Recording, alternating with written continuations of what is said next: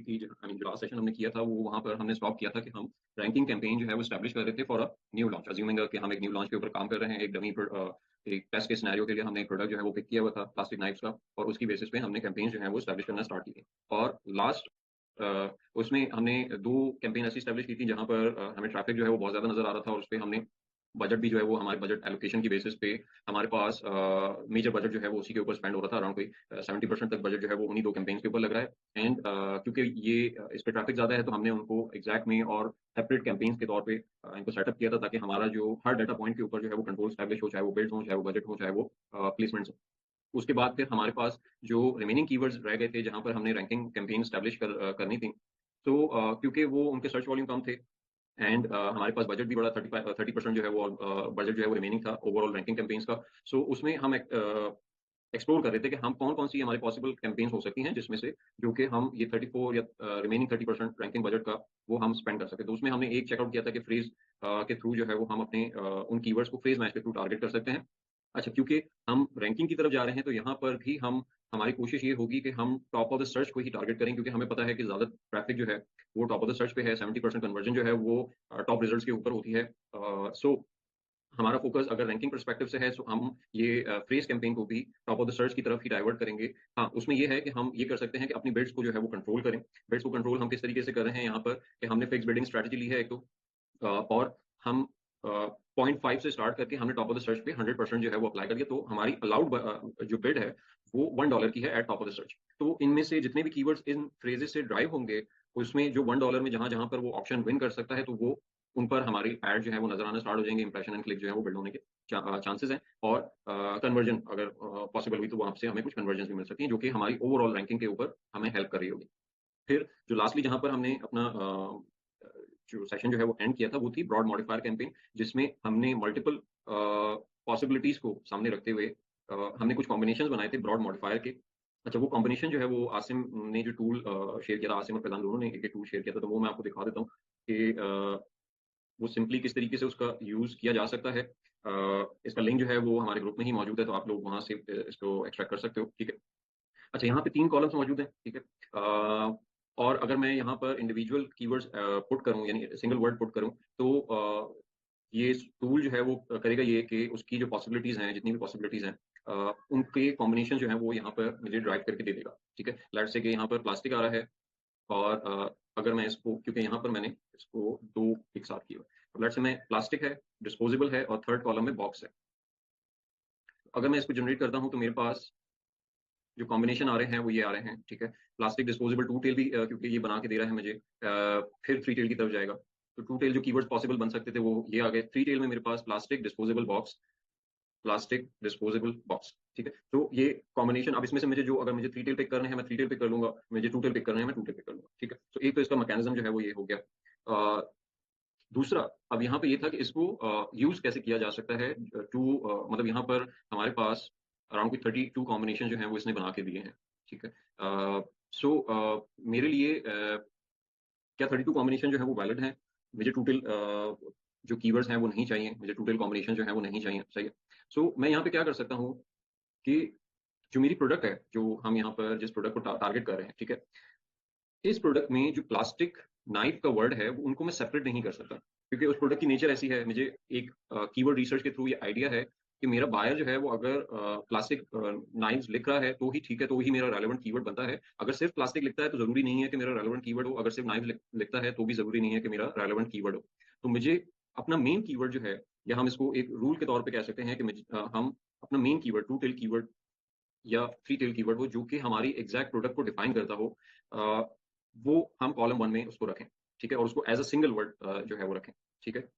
दूसरा कॉलम जो है वो, यहाँ पर मेरे पास ऑप्शन ये है कि मैं अगर थ्री टेल कीवर्ड्स की तरफ जा रहा हूँ तो मैं अपने तमाम एडेड फीचर्स, डिस्पोजेबल है, क्लियर है, हैवी ड्यूटी है, बॉक्स है, पैकेज है, केस है। ठीक है। अच्छा, ये वर्ड्स कहाँ से निकाले थे हमने? ये फ्रैंकेंस्टीन से निकाले थे। हमने तमाम कीवर्ड्स को इसमें पुट किया था और फ्रीक्वेंसी की बेसिस पे सॉर्ट कर लिया था। तो उसमें कुछ इरेलेवेंट कीवर्ड्स भी आ रहे थे, स्पून के, फोक्स के, तो वो मैंने रिमूव कर दिए और मैंने वो पिक कर लिए जो कि रिपीटेशन भी है उनकी, और वो हमारी प्रोडक्ट से रेलेवेंट भी है।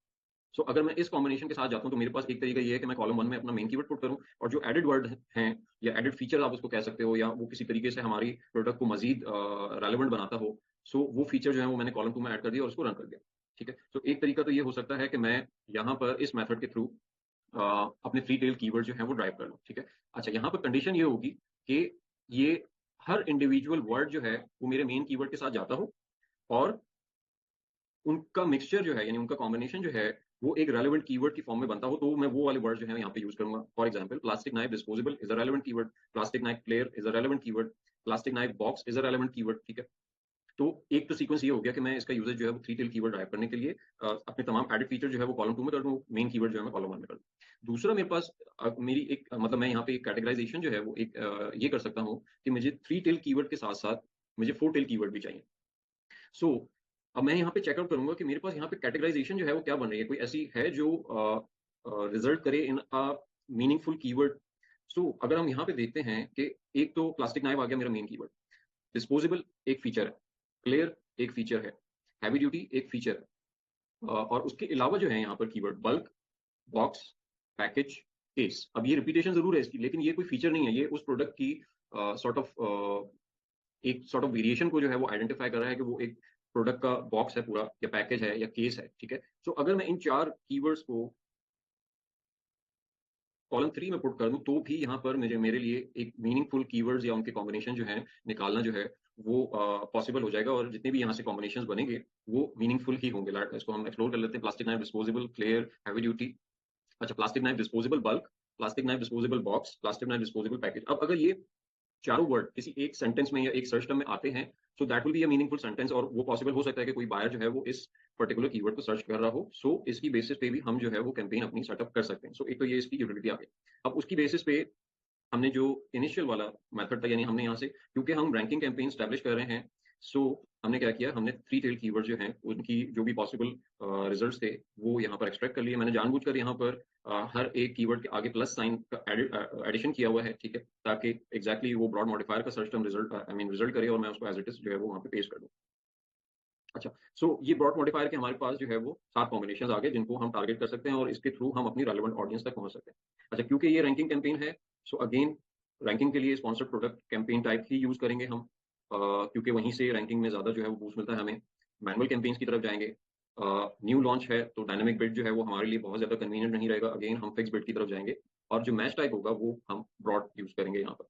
ठीक है?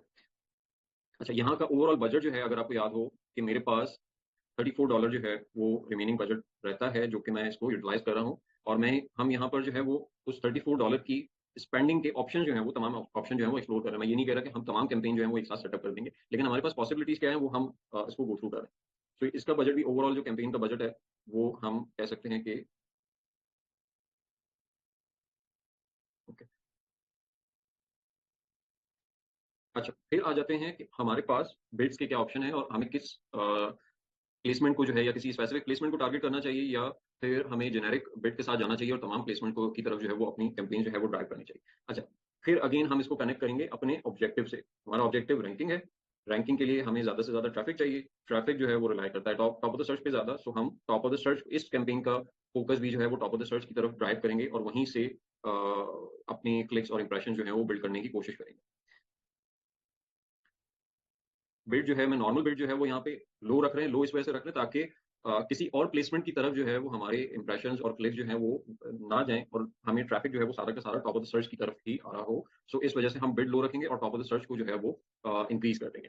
सही है? तो ये मेरे पास एक और पॉसिबिलिटी हो सकती है कि मैं अपना जो रिमेनिंग $34 का स्पेंड है वो यहाँ पर एग्जीक्यूट कर सकता हूँ। मेरे पास दो ऑप्शन आ गए, एक फेस का और एक ब्रॉड मॉडिफायर कैंपेन का। ब्रॉड मैच सिर्फ ब्रॉड मैच के साथ हमने डिस्कस किया था कि हम रैंकिंग कैंपेन में वो ज्यादा यूजफुल नहीं होता, क्योंकि उसकी टारगेटिंग जो है वो सिनोनिम्स और इन सारी चीजों की तरफ जा रही होती, तो हम उस पर फोकस नहीं करेंगे। हम ये दो एरियाज के ऊपर हमारे पास ये दो ऑप्शन जो है वो क्रिएट हो गए। अच्छा, फिफ्थ ऑप्शन जो है हमारे पास क्या हो सकता है एक sort of ranking campaign establish करने का, और कौन से ऐसे और टारगेट्स हो सकते हैं पॉसिबली जो कि हमारी रैंकिंग में सॉर्ट ऑफ हमें हेल्प आउट कर सकते हैं। तो वहां पर अब यहाँ पर हमारे पास जो टारगेट बचे हैं वो एक तो हमारे एसेंट टारगेटिंग है, प्रोडक्ट टारगेटिंग है। ठीक है? एंड दूसरा जो कि हमारी कैंपेन को बूस्ट दे सकता है या हमारे रैंक्स को बूस्ट दे सकता है, वो हमारी प्रोडक्ट टारगेटिंग का ही दूसरा ऑप्शन कि हम कैटेगरी को टारगेट करना स्टार्ट कर दें। सो अगर मैं इस पर्टिकुलर प्रोडक्ट के एसिन जो है वो टारगेट करना चाहता हूँ, सो एसिन में हमें क्या-क्या चीज़ें जो हैं वो ज़रूरी हैं कि हम इसका मेन कीवर्ड जो है वो चेक आउट कर लेते हैं।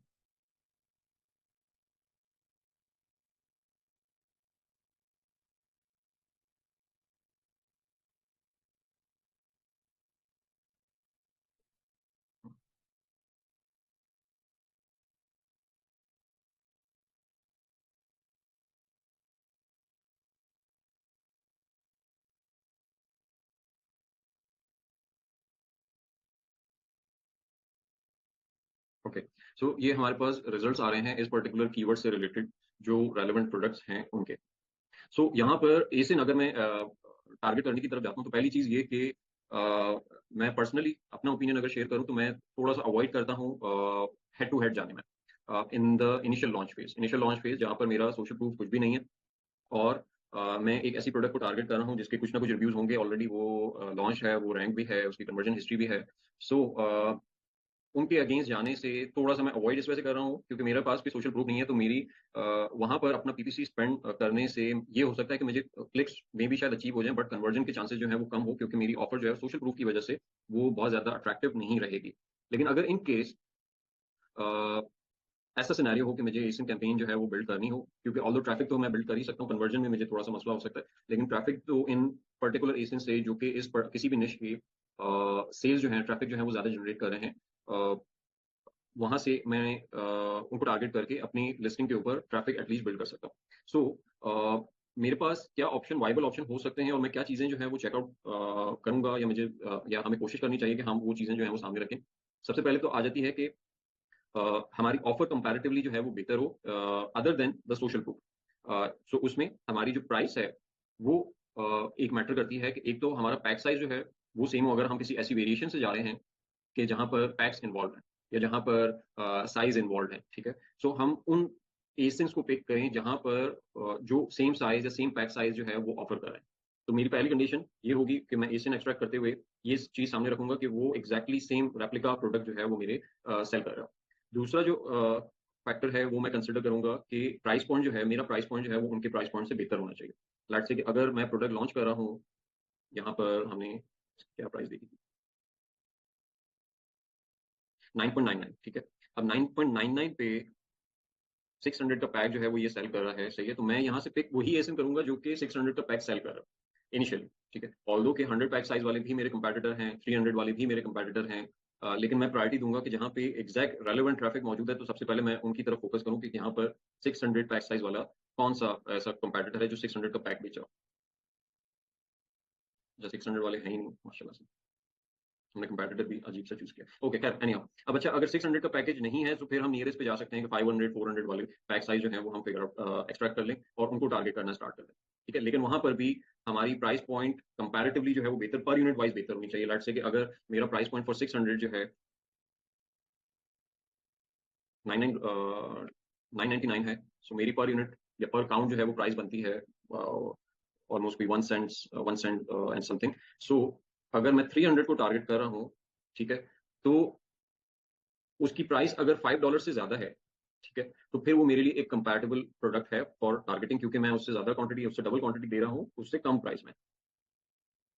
तो हम कोई ऐसा एसिन यहाँ से पिक कर लेंगे जो कि 300 का पैक सेल कर रहा हो, अबव प्राइस में लेट्स से ये एक कंपैटिटर है, इसको हम पिक कर सकते हैं अपनी टारगेटिंग के लिए।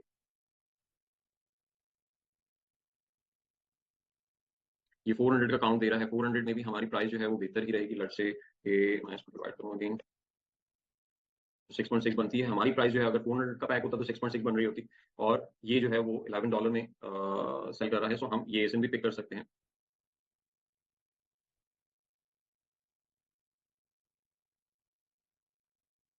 दूसरा जो हमारे पास यहाँ पर ऑप्शन अवेलेबल है जो बेस्ट सेलर्स हैं, ठीक है? अब बेस्ट सेलर जो है एक 100 का पैक बेच रहा है, ठीक है?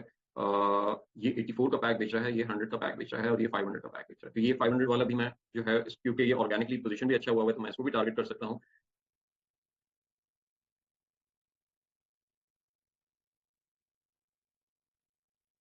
और जो ये बाकी सेलर्स हैं, ऑल्दो कि ये अमेज़न चॉइस बैच है इनके पास, बेस्ट सेलर बैच है इनके पास, ठीक है?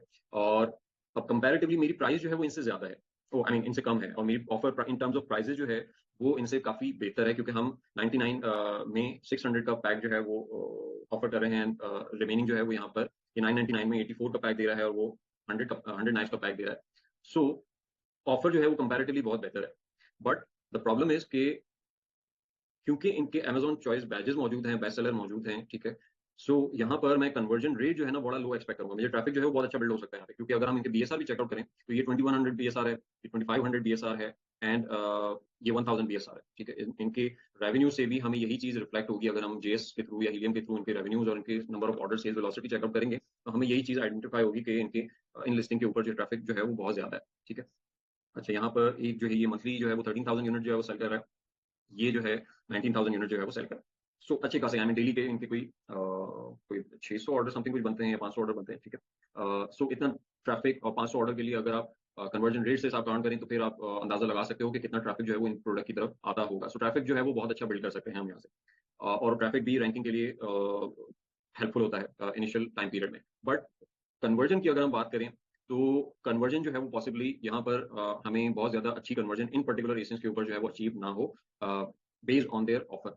एक जो फैक्टर बस वो है कि वो हमारा प्राइस पॉइंट वाला फैक्टर है। तो हम इनमें से किसी एक को चूज कर सकते हैं डिपेंडिंग कि जहां पर लेट्स से क्योंकि इसके रिव्यूज जो है वो बहुत ज्यादा है, ठीक है। तो हम किसी लोअर को टारगेट कर लेते हैं, इनके रिव्यूज कम है, प्राइस जो है वो इसकी ज्यादा है, तो हम इसको पिक कर लेते हैं।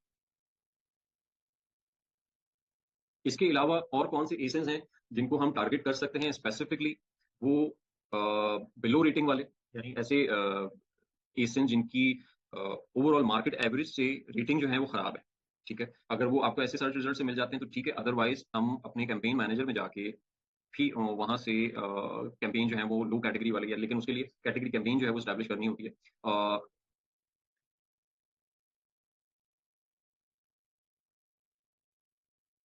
अब यहाँ से मैं अगर चाहूँ तो लो कैटेगरी वाले, आई मीन लो रेटिंग वाले एसेंस जो है वो पिक कर सकता हूँ। लेकिन ऑब्वियसली मेरे पास ऑप्शन नहीं होता कि यहाँ पे मैं फिल्टर आउट कर सकूँ कि जहाँ जहाँ लो रेटिंग्स आ रही हैं। सो उनको फिल्टर करने के लिए या तो मेरे पास ऑप्शन ये है कि मैं सर्च रिजल्ट्स में जाके उनको पिक करना, जैसे यहाँ से मुझे नजर आ रहा है कि मैं इस एसेंस को पिक कर सकता हूँ, ठीक है। ये 3 स्टार रेटिंग है, बीएसआर भी अच्छा है, ठीक है। बीएसआर इतना अच्छा कैसे इसके पास? ओके, ठीक है। आई बिलीव ये गिव अवेज या इस सॉर्ट ऑफ कोई मेथड यूज कर रहा होगा, अदरवाइज इतना इतनी कम रेटिंग पे इतना डीएसआर होना वो थोड़ा सा अजीब सा लग रहा है। सो इसको हम छोड़ देते हैं क्योंकि न्यू लॉन्च लग रही है। यहाँ पे प्रॉब्लम ये होगा कि ऑल्दो के इस पे बीएसआर अच्छा नजर आ रहा है, रेटिंग भी बुरी है, बट ये पेड ट्रैफिक हो सकता है। ये वीवीआरओज या गिव अवेज वाला ट्रैफिक हो सकता है। अब अगर वो गिव अवेज वाला ट्रैफिक है तो डेफिनेटली अगर किसी ने यहाँ पर मेरी प्रोडक्ट पे, एक तो ये कि हो सकता है कि क्लिक्स ही ना आए, लेकिन अगर क्लिक्स आते भी हैं तो हो सकता है कि वो मेरी प्रोडक्ट बाय ना करें और वो स्पेसिफिकली वो यही प्रोडक्ट बाय करने के लिए इस लिस्ट के ऊपर आ रहे हैं। तो इसको मैं अवॉइड कर लूंगा। हाँ, कोई ऐसा प्रोडक्ट जो मुझे नजर आता है कि जिनकी ओल्ड लिस्टिंग हो और रेटिंग खराब हो तो हम उसको पिक कर सकते हैं फॉर टारगेटिंग के लिए। इसी तरह न्यू सेलर जो हैं जिनकी कोई रेटिंग नहीं है, ठीक है, और बीएसआर कोई इतने अच्छे नहीं है, मतलब आपको कोई एबनॉर्मल सी एक्टिविटी नजर नहीं आ रही, ठीक है। अब ये न्यू लॉन्च है, इसका बीएसआर जो है 49 नजर आता है, तो वो एक रीजनेबल चीज है। यहाँ पर कहा जा सकता है कि यहाँ पे इसका कोई ऐसा पेड ट्रैफिक नहीं होगा, तो यहाँ पर मैं टारगेट कर सकता हूँ कि मैं अपनी कैंपेन जो है वो यहाँ पे शो करना स्टार्ट करूँ। तो ये एक सॉर्ट ऑफ जेनेरिक सा क्राइटेरिया हो गया जिसकी बेसिस पे हम अपनी एसिन कैंपेन जो है वो स्टैब्लिश कर सकते हैं, ठीक है। लेकिन अगेन वही बात कि एक तो one to one head to head जाने वाला मसला, और दूसरा ये कि अगर क्या एसिन को टारगेट करना और एसिन को टारगेट करना क्या हमारी रैंकिंग में हेल्प आउट करेगा? अच्छा नवीद, ये तो बेसिकली हमने डमी प्रोडक्ट की उठाई उठाई है ना, तो ये स्ट्रैटेजी भी हो सकती है कि क्योंकि एक कम प्राइस में लॉन्च किया जाए, क्योंकि यहाँ पर ऐसे सेलर्स भी मौजूद है जिनके आई मीन 10,000 तक रिव्यूज हैं, वॉल्यूम जो है वो बहुत ज्यादा है, ठीक है। सो इस मार्केट में एंटर होने के लिए ऑब्वियसली कुछ आपको एक अपनी यूएसपी बिल्डअप करनी होगी ताकि आप जल्दी जो है वो रैंक कर सको और जल्दी आप सेल्स वॉल्यूम जो है वो अचीव कर सको। तो that would be a strategy. Okay, so हम बात कर रहे थे कि एसिन जो है वो किस तरह से या हेल्प आउट कर रहा होता है हमारी रैंकिंग कैंपेन में। अच्छा, एसिन से होता क्या है, मतलब रैंकिंग साइट पे अगर रैंकिंग के मैकेनिज्म को हम सामने रखें और वो एक सर्च के तौर पे जो हमें कन्वर्जन मिलती है, उसका इम्पैक्ट जो है वो किस तरीके से पड़ता है कि एक बायर लैंड किया किसी कीवर्ड से सर्च रिजल्ट्स के ऊपर, अमेजोन के सर्च रिजल्ट्स के ऊपर, इस तरह के पेज पे, ठीक है। एंड देन यहाँ से वो किसी प्रोडक्ट पे लैंड किया और उसके बाद फिर हमारा एड उसने कहीं चेकआउट किया और लेट्स से उस पे यहाँ पर हमारा कहीं ऐड शो हो रहा है और उसने वो ऐड चेकआउट किया और हमारी प्रोडक्ट पे या तो ट्रैफिक आया या उसने लेट्स से बाय कर लिया, तो हमें कन्वर्जन भी मिल गई यहाँ से। अब इस पर्टिकुलर ट्रांजैक्शन में जो हमारी रैंकिंग की जो हेल्प है वो हमें इस तरीके से मिल रही होगी, क्योंकि अमेजोन जो है वो काउंट करता है कि आपको एक तो वो किस सर्च टर्म से होता हुआ आपके प्रोडक्ट पेज तक पहुंचा। सो एक तो मुझे उस पर्टिकुलर कीवर्ड के ऊपर जिस पे एक्चुअली बायर ने सर्च किया था उसके ऊपर भी जूस मिलेगा, ठीक है। प्लस क्योंकि मेरा जो कंपैटिटर था जहां पर मेरा एड शो हो रहा था, जिस एसिन के ऊपर एड शो हो रहा था, वहां पर वो भी मेरी प्रोडक्ट से रेलेवेंट है, तो उसकी वजह से मुझे ओवरऑल निश में या ओवरऑल जितने भी उस निश से रिलेटेड जो कीवर्ड है वहां पे भी एक सॉर्ट ऑफ बहुत लाइट लेकिन एक सॉर्ट ऑफ बूस्ट मिलेगा, क्योंकि उस पर्टिकुलर निश में मैं एक रेलेवेंट प्रोडक्ट हूँ, ठीक है। लेकिन ऑल्दो कि हम एसिन्स को टारगेट कर रहे हैं और एसिन्स को हम कंपेयर कर सकते हैं ये एग्जैक्ट मैच टाइप से, ठीक है। जिस तरह हम एग्जैक्ट में एक पर्टिकुलर कीवर्ड को टारगेट कर रहे होते हैं, एसिन में हम एक पर्टिकुलर एसिन को टारगेट कर रहे हैं, तो ये मैच टाइप जो है वो सिमिलर है। बट जो इसका इम्पैक्ट होगा वो फ्रेज या ब्रॉड मैच की तरह का होगा, यानी रैंकिंग के अगर परस्पेक्टिव से अगर हम बात करें। क्यों? क्योंकि एसिन को टारगेट करके जो कन्वर्जन या क्लिक जो आ रहे हैं हमें, वो ट्रैफिक जो है वो अलग अलग कीवर्ड से ड्राइव हो रहा है। वो अलग अलग कीवर्ड से ड्राइव होके वो किसी कंपेटिटर या उस एसिन पे पहुंचता है बायर जो जिसको मैंने टारगेट किया हुआ है, फिर वहां से वो मेरे ऐड पे आता है और वहां से एक ट्रैफिक या कन्वर्जन जो मेरे लिए जनरेट हो रही है, तो वो अलग अलग सर्च टर्म से हो रही है। सो उसकी वेटेज जो है उसी तरीके से होगी जैसे फ्रेज और ब्रॉड मैच की होती है, और वो मेरी रैंकिंग को उतना ही बूस्ट कर रहा होगा, वो एग्जैक्ट की तरह बहुत ज्यादा बूस्ट नहीं कर रहा होगा, क्योंकि कंसिस्टेंटली एक पर्टिकुलर कीवर्ड से मुझे ट्रैफिक नहीं मिल रहा, मुझे अलग अलग कीवर्ड से ट्रैफिक मिल रहा है या अलग अलग कीवर्ड से कन्वर्जन मिल रही है। सो वहां पे वो जो रैंकिंग है वो बहुत ज्यादा बूस्टअप नहीं होगी, लेकिन हर कीवर्ड के ऊपर या हर रिलेटेड कीवर्ड के ऊपर मुझे कुछ ना कुछ जूस जो है वो रैंकिंग के लिए मिल रहा होगा, और वो मेरे वहां पर रैंक जो है ऑर्गेनिक रैंक जो है वो इंप्रूव कर रहे होंगे। सो ये पर्सपेक्टिव जो है वो हमें सामने रखना होगा बिफोर स्टैब्लिशिंग एसिन कैंपेन, कि इसका रैंकिंग के ऊपर कितना इम्पैक्ट होगा हमारा। जो स्पेसिफिक कीवर्ड्स हैं जहां पर हम स्पेसिफिकली रैंक करना चाहते हैं, तो वो उसके लिए अप्रोप्रिएट मैच टाइप जो है वो एग्जैक्ट का ही है, एसिन भी नहीं है, फ्रेज भी नहीं है, ब्रॉड भी नहीं है।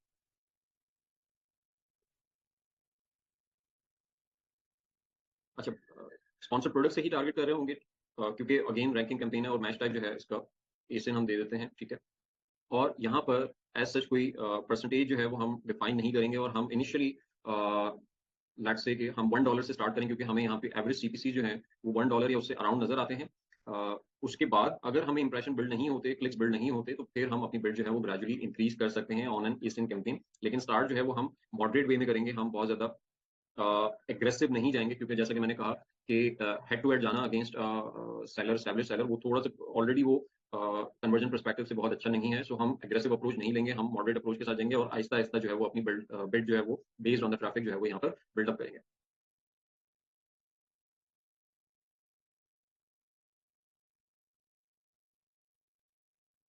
अच्छा, बजट जो है एलोकेशन, यहाँ पर मेरे पास मल्टीपल ऑप्शन हो सकते हैं कि मैं लेट्स से कि मैं अगर मेरे पास $34 का स्पेंड बचा है, एंड उसमें मैं कोशिश कर सकता हूँ कि या तो मैं पूरा का पूरा $34 जो है वो किसी एक कैंपेन के ऊपर सेटअप कर दूँ, मतलब मैंने फ्रेज कैंपेन $34 के बजट के साथ स्टैब्लिश कर दिया, ब्रॉड मॉडिफायर स्टैब्लिश कर दिया। या मैं कॉम्बिनेशन बना सकता हूँ कि मैं $20 जो है ब्रॉड मॉडिफायर पे स्पेंड करूंगा, और $15 जो है वो मैं एशियन कैंपेन के ऊपर स्पेंड करूंगा, और दोनों को मैं एक साथ रैंकिंग के लिए सेटअप करूंगा इनिशियली, और फिर आगे जाते हुए जैसे मुझे रिजल्ट नजर आना स्टार्ट होंगे, मैं बजट को ट्रांसफर कर दूंगा towards the most beneficial campaign. लेकिन स्टार्ट में मैं दो कैंपेन भी या मल्टीपल कैंपेन्स भी सेटअप कर सकता हूँ, और अपना बजट जो है वो स्प्लिट कर सकता हूँ मैं। अच्छा, अब इसके अलावा कोई और ऐसी कैंपेन जिसकी बेसिस पे हमें रैंकिंग में हेल्प मिलती हो, सो वो एक कैंपेन है जिसको हम कैटेगरी कैंपेन कह सकते हैं। ये भी अगेन प्रोडक्ट टारगेटिंग कैंपेन है, ठीक है। हमारे पास जिस तरीके से हम यहाँ पर प्रोडक्ट को टारगेट कर रहे हैं, सो यहाँ पर हम एक कैटेगरी भी इंसर्ट करा सकते हैं, और वो कैटेगरी जो है वो कोई सी भी हो सकती है, कोई सी भी सब कैटेगरी जो है मैं यहाँ पे सेलेक्ट कर सकता हूँ, इवन मेन कैटेगरी भी सेलेक्ट कर सकता हूँ, सब कैटेगरी भी सेलेक्ट कर सकता हूँ, और उसमें जितने भी जो ब्राउज नोट बन रहे होते हैं, ठीक है, किसी पर्टिकुलर प्रोडक्ट पे अगर हम एक इंडिविजुअल प्रोडक्ट के ब्राउज नोट देखना चाहें तो वो आपको यहाँ पर नजर आ जाएंगे। मैं इसको रिमूव कर देता हूँ। सो तो ये हमारे पास अच्छा, मेरा क्वेश्चन था। सॉरी। ये क्वेश्चन था एक। जी नवीन। अच्छा, ये प्रोडक्ट टारगेटिंग की जो हम बात बात कर रहे हैं सर, उसके अंदर आपने बताया कि चूंकि बायर एक कीवर्ड टाइप करेगा, वो किसी भी प्रोडक्ट पेज पे जाएगा और हमने चूंकि उसको टारगेट किया हुआ है, तो वहाँ पे हमारी एड की प्लेसमेंट हो जाएगी। हम्म। लेकिन अगर हम भी उस कीवर्ड को टारगेट कर रहे हैं किसी और कंपेन्स के अंदर, मतलब कर रहे हैं, तो क्या वो हमारी कंपेन कंपटीशन तो नहीं होगा उसके अंदर? नहीं नहीं नहीं, वो दोनों की प्लेसमेंट अलग अलग है ना।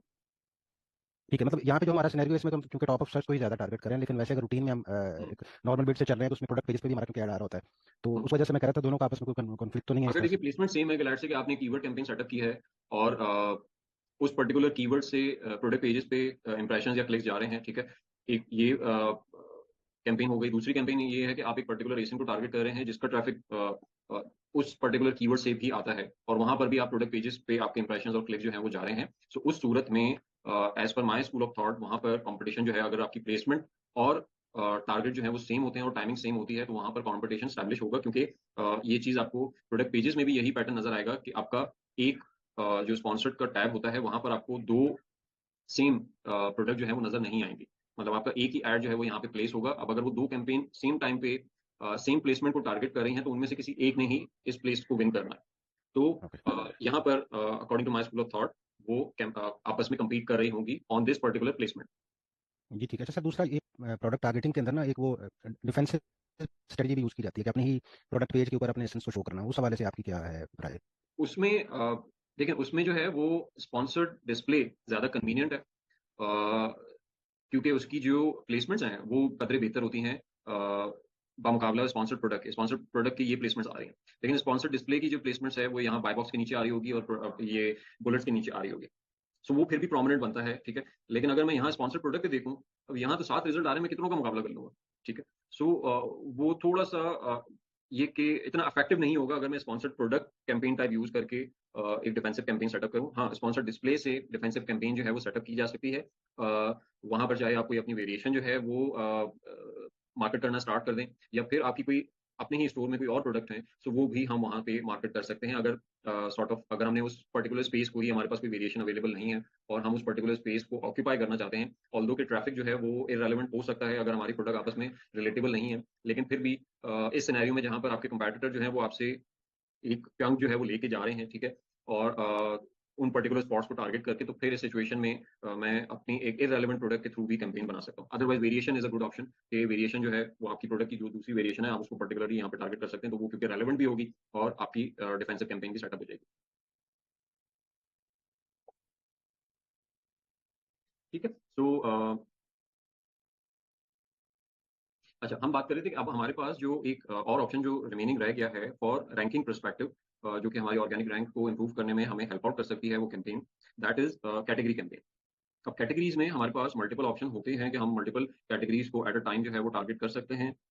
मेन कैंपेन को भी टारगेट कर सकते हैं और डाउन सब कैटेगरीज जो भी उनके जो ब्राउज नोड की बेसिस पे हम वो कैटेगरीज जो है वो टारगेट कर सकते हैं और उसकी वो अपनी टारगेटिंग में ऐड करा सकते हैं। लेकिन कैटेगरी टारगेटिंग से पहले हमें कुछ चीजें जो हैं, अगर हम कैटेगरी टारगेटिंग की campaign for ranking purpose establish कर रहे हैं, तो हमें कुछ चीजें जो हैं वो फिगर आई मीन कुछ फैक्टर्स को एनालाइज जरूर करना होगा। वो फैक्टर्स क्या हैं कि सबसे पहले तो हम ये देखते हैं कि ये पर्टिकुलर प्रोडक्ट जो है, जितनी भी प्रोडक्ट आ रही हैं, ये किन किन कैटेगरीज में शो हो रही हैं और किन कैटेगरीज में इन प्रोडक्ट ने लिस्ट किया हुआ है। अच्छा, सबसे पहला जो देख रहे हैं हम, ओके ये ऑर्गेनिक यहीं पर है, ठीक है। सबसे पहला हमारे पास जो हेल्थ एंड हाउसहोल्ड में है, डिस्पोजेबल नाइफ्स, ठीक है। ये डिस्पोजेबल नाइफ्स में लिस्ट हुआ है सब कैटेगरी में। अच्छा, यहाँ पर डिस्पोजेबल नाइफ में भी लिस्ट हुआ हुआ और अमेजोन ने इसको डिस्पोजेबल स्पून में भी लिस्ट किया हुआ है, ठीक है। ये यहाँ पर ऑल्दो कि हमने कोई एक कैटेगरी सेलेक्ट की हुई होती है, लेकिन अमेजोन जो है वो आपको किसी दूसरी सब कैटेगरी में भी एड ऑन कर देता है समटाइम। अच्छा, यहाँ पर डिस्पोजेबल स्पोक्स जो है उसमें ये प्रोडक्ट लिस्ट हुआ हुआ है, और यहाँ पर डिस्पोजेबल स्पून में। अब हमारी जो सबसे रेलेवेंट बनती है वो डिस्पोजेबल नाइफ बनती है, राइट। तो हम सबसे पहले डिस्पोजेबल नाइफ को चेकआउट करते हैं। अच्छा, डिस्पोजेबल नाइफ के अब मैं रिजल्ट देख रहा हूँ, तो ये सबसे पहला ये फोक सेल कर रहा है, ठीक है। देन सेकंड जो है ये कंप्लीट सेट है, इसमें स्पून भी हैं, फोक भी हैं, नाइफ भी हैं। फिर थर्ड फोक, फोर्थ भी फोक। देन ये हमारे पास स्पून्स हैं, स्पून फोक्स फोक्स, ठीक है। फिर स्पून स्पून फोक स्पून फोक, ओके। अब ये 14 नंबर पे मुझे नाइफ नजर आया, उससे पहले स्पून या फोक्स ही थे। फिर 16 पे नाइफ्स है, एंड देन फोक्स हैं। सो यहाँ पर एक मसला ये आएगा कि अगर मैं कैटेगरी को टारगेट करता हूँ और उस कैटेगरी से मैं इस पर्टिकुलर सब कैटेगरी को टारगेट करता हूँ, मैं डिस्पोजेबल नाइफ को टारगेट करता हूँ, तो उससे उस पर्टिकुलर कैटेगरी में जो एशियन लिस्ट हुए हुए हैं वो टारगेट होना स्टार्ट हो जाएंगे। और वो पर्टिकुलर एशियन जो लिस्ट हुए हैं वो मुझे नजर आ रहे हैं कि उसमें स्पून भी मौजूद हैं, उसमें फोक्स भी मौजूद है, उसमें नाइफ भी मौजूद है, ठीक है। उसमें और भी हो सकता है कि कुछ अलग अलग तरह के स्पून भी मौजूद हो, ठीक है। लेकिन तीन प्रोडक्ट जो है वो मुझे नजर आ रही है कि स्पून भी मौजूद है, फोक्स भी मौजूद है, नाइफ भी मौजूद है। अब स्पून और फोक्स जो है वो टॉप प्रायोरिटी पे है, यानी वो ज्यादा लिस्ट हुए हुए हैं और उनकी ऑर्गेनिक पोजीशन भी ज्यादा है, उनके ऊपर ऑब्वियसली फिर ज्यादा ट्रैफिक भी होगा, तो मेरा कैटेगरी का जो स्पेंड होगा वो तो ज्यादातर उनके ऊपर डाइवर्ट हो जाएगा, यानी फोक्स पर और स्पून पर। अब इस सिनेरियो में मेरी प्रोडक्ट जो है, आई मीन मेरी कैंपेन जो है, वो इररेलेवेंट कीवर्ड्स रिजल्ट्स तक जो है वो पहुंच रही होगी, क्योंकि कैटेगरी जो है वो स्पेसिफाइड नहीं है, यानी स्पेसिफिकली इसमें सिर्फ नाइफ्स नहीं आ रही हैं, इसमें और भी डिस्पोजेबल प्रोडक्ट्स आ रही हैं जो कि मेरे लिए इररेलेवेंट बन जाती है। तो दैट मीन्स कि मेरा वो जो ऑब्जेक्टिव था रेलेवेंट कीवर्ड को या एसिन को टारगेट करने का फॉर रैंकिंग पर्पस, वो ऑब्जेक्टिव जो है वो इस पर्टिकुलर प्रोडक्ट पे अगर मैं कैटेगरी कैंपेन सेटअप करता हूँ तो वो मीट नहीं होगा। सो इस सिनेरियो में मैं इस पर्टिकुलर प्रोडक्ट को पर category campaign for ranking purpose establish नहीं करूंगा। रैंकिंग कैटेगरी कैंपेन को हम और कहाँ यूटिलाइज कर सकते हैं वो ऑब्वियसली हम डिस्कस करेंगे, लेकिन for ranking purpose it's a no go, और ये एक वाइबल कैंपेन नहीं होगी क्योंकि इसकी बहुत ज्यादा इरेलीवेंट प्रोडक्ट्स के ऊपर टारगेटिंग जा रही होगी। तो किस सूरत में हम सॉर्ट ऑफ इसके ऊपर टारगेटिंग कर सकते थे या किस तरह की कैटेगरी जो है वो हम टारगेट कर सकते थे, लेट्स से मैं एक बड़ी जेनेरिक सी,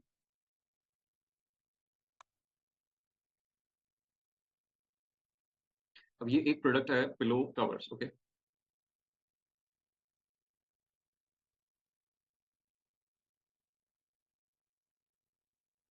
इसकी हम कैटेगरी में चले जाते हैं।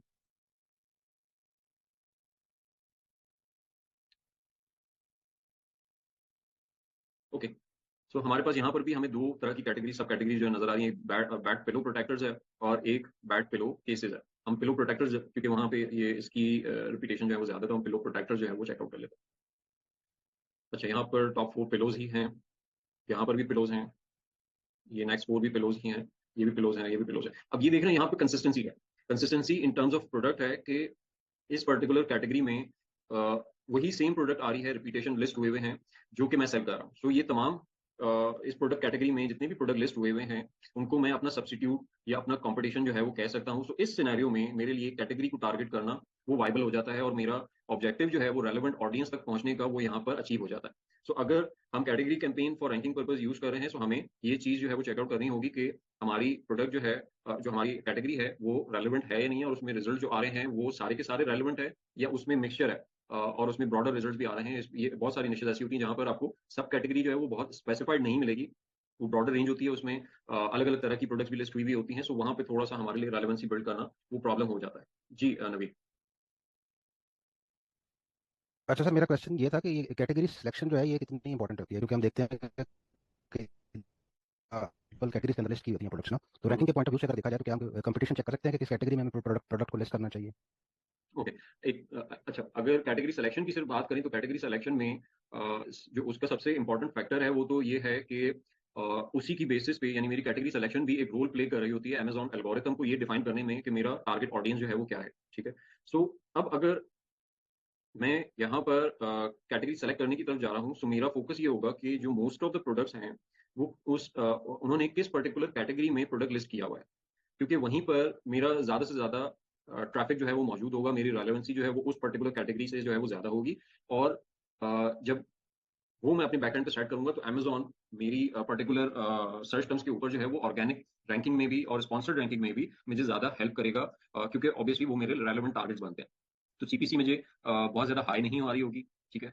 कंपैरेटिवली के एक ऐसी प्रोडक्ट जो कि किसी और कैटेगरी में लिस्टेड है, और वो जब भी हम कभी इररेलेवेंट कीवर्ड्स को टारगेटिंग की तरफ जाते हैं, इररेलेवेंट केसेस को टारगेट करने की तरफ जाते हैं, तो वहां पर हमें ये चीज फेस करनी पड़ती है कि हमें हाई सीपीसी जो है वो नजर आ रहा होता है। क्यों? क्योंकि वो अमेजोन के जो विजन स्टेटमेंट जो हमने शुरू में डिस्कस किया था बहुत, सो उसके रूल्स के अकॉर्डिंग उस आई मीन उस विजन स्टेटमेंट से कॉन्फ्लिक्ट करता है जिसकी बेसिस पे वो एल्गोरिथम सारा बना हुआ है, और अमेजॉन जो है वो हमारी प्राइस जो है वो इंक्रीज कर देता है उस पर्टिकुलर प्लेसमेंट के लिए इररेलेवेंट। तो एक तो ये ऑर्गेनिकली पोजीशन करने के लिए अपने आप को वो हेल्प आउट करेगा, ऑडियंस के लिए हेल्प आउट करेगा, और स्पॉन्सर्ड कैंपेन में एक लो सीपीसी अचीव करने के लिए भी मुझे हेल्प आउट करेगा एक राइट कैटेगरी सेलेक्ट करना, वो कैटेगरी जिन पे मेरे तमाम कॉम्पिटिटर्स ने या मोस्टली कॉम्पिटिटर्स ने अपनी प्रोडक्ट को लिस्ट किया हुआ।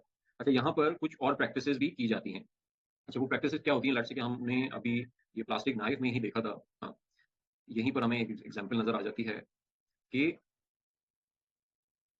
ये डिस्पोजेबल स्पोक में लिस्ट हुआ हुआ है। ठीक है। ये डिस्पोजेबल स्पून में लिस्ट हुआ हुआ है। ठीक है। और दोनों को बेस्ट सेलर बैच मिला हुआ है। ठीक है। सो बहुत से सेलर्स करते ये हैं कि वो बेस्ट सेलर बैच अचीव करने के लिए वो कैटेगरी सेलेक्ट कर लेते हैं अ, जिसमें कंपटीशन कम हो, और वहां पर वो बेस्ट सेलर बैच जो है वो इजीली अचीव कर पाए। अच्छा, ये आप सिर्फ उस कंडीशन में कर सकते हो जहां पर आपकी प्रोडक्ट से रिलेटेड मल्टीपल कैटेगरीज जो है ना वो अवेलेबल हो। जैसे यहाँ पर हमें नजर आ रहा है टेस्ट एक टेस्ट केस जो है वो नजर आ रहा है कि डिस्पोजेबल नाइफ्स के अलावा भी डिस्पोजेबल फोक, और उसमें वो सेम तरह की ऑडियंस जो है वो रिफ्लेक्ट कर रही है और सेम तरह की प्रोडक्ट जो है वो रिफ्लेक्ट कर रही है। हमने डिस्पोजेबल नाइफ जो है वो अभी चेकआउट किया था, हम डिस्पोजेबल स्पून की तरफ चले जाते हैं तो हमें सिमिलर प्रोडक्ट्स ही नजर आएंगे। ये देख रहे हैं इसमें फोक्स भी आ रहे हैं, ऑल्दो कि स्पून की निशा है, ठीक है। यहाँ पर स्पून और ये नाइफ सेट भी आ गया। सो कैटेगरी जो है वो सिमिलर है, ऑल्दो के हमें यहाँ पर अलग अलग तरह की कैटेगरीज नजर आ रही हैं, लेकिन ये कैटेगरीज आपस में सिमिलर है, ठीक है। तो इस सिनेरियो में बेस्ट सेलर अचीव करने के लिए ऑब्वियसली आप जा सकते हो इस तरफ कि आप एक ऐसी कैटेगरी चूज करो जहां पर आपको मल्टीपल ऑप्शंस अवेलेबल हैं, तो उसमें से आप वो सेलेक्ट कर लें जिसमें कंपटीशन आपको कम नजर आ रहा हो। लेकिन जहां पर कैटेगरी ही एक अवेलेबल है, सब कैटेगरी एक ही तरह की अवेलेबल है, तो फिर उसके अलावा कोई और कैटेगरी जो है वो चूज नहीं करनी चाहिए, वही उसी कैटेगरी पे स्टिक रहना चाहिए। अच्छा सर, मेरा असल में यही था कि कई दफ़ा हम देखते हैं ना कि हाउस या किचन वगैरह की आइटम्स होती हैं तो वो टूल्स के अंदर लिस्ट नजर आ रही होती हैं, और जिस तरह से एग्जांपल आपने भी दिया इसी तरह से बेस्ट सेलर दो तीन के पास होता है मुख्तलिफ हाँ, कैटेगरीज की वजह से।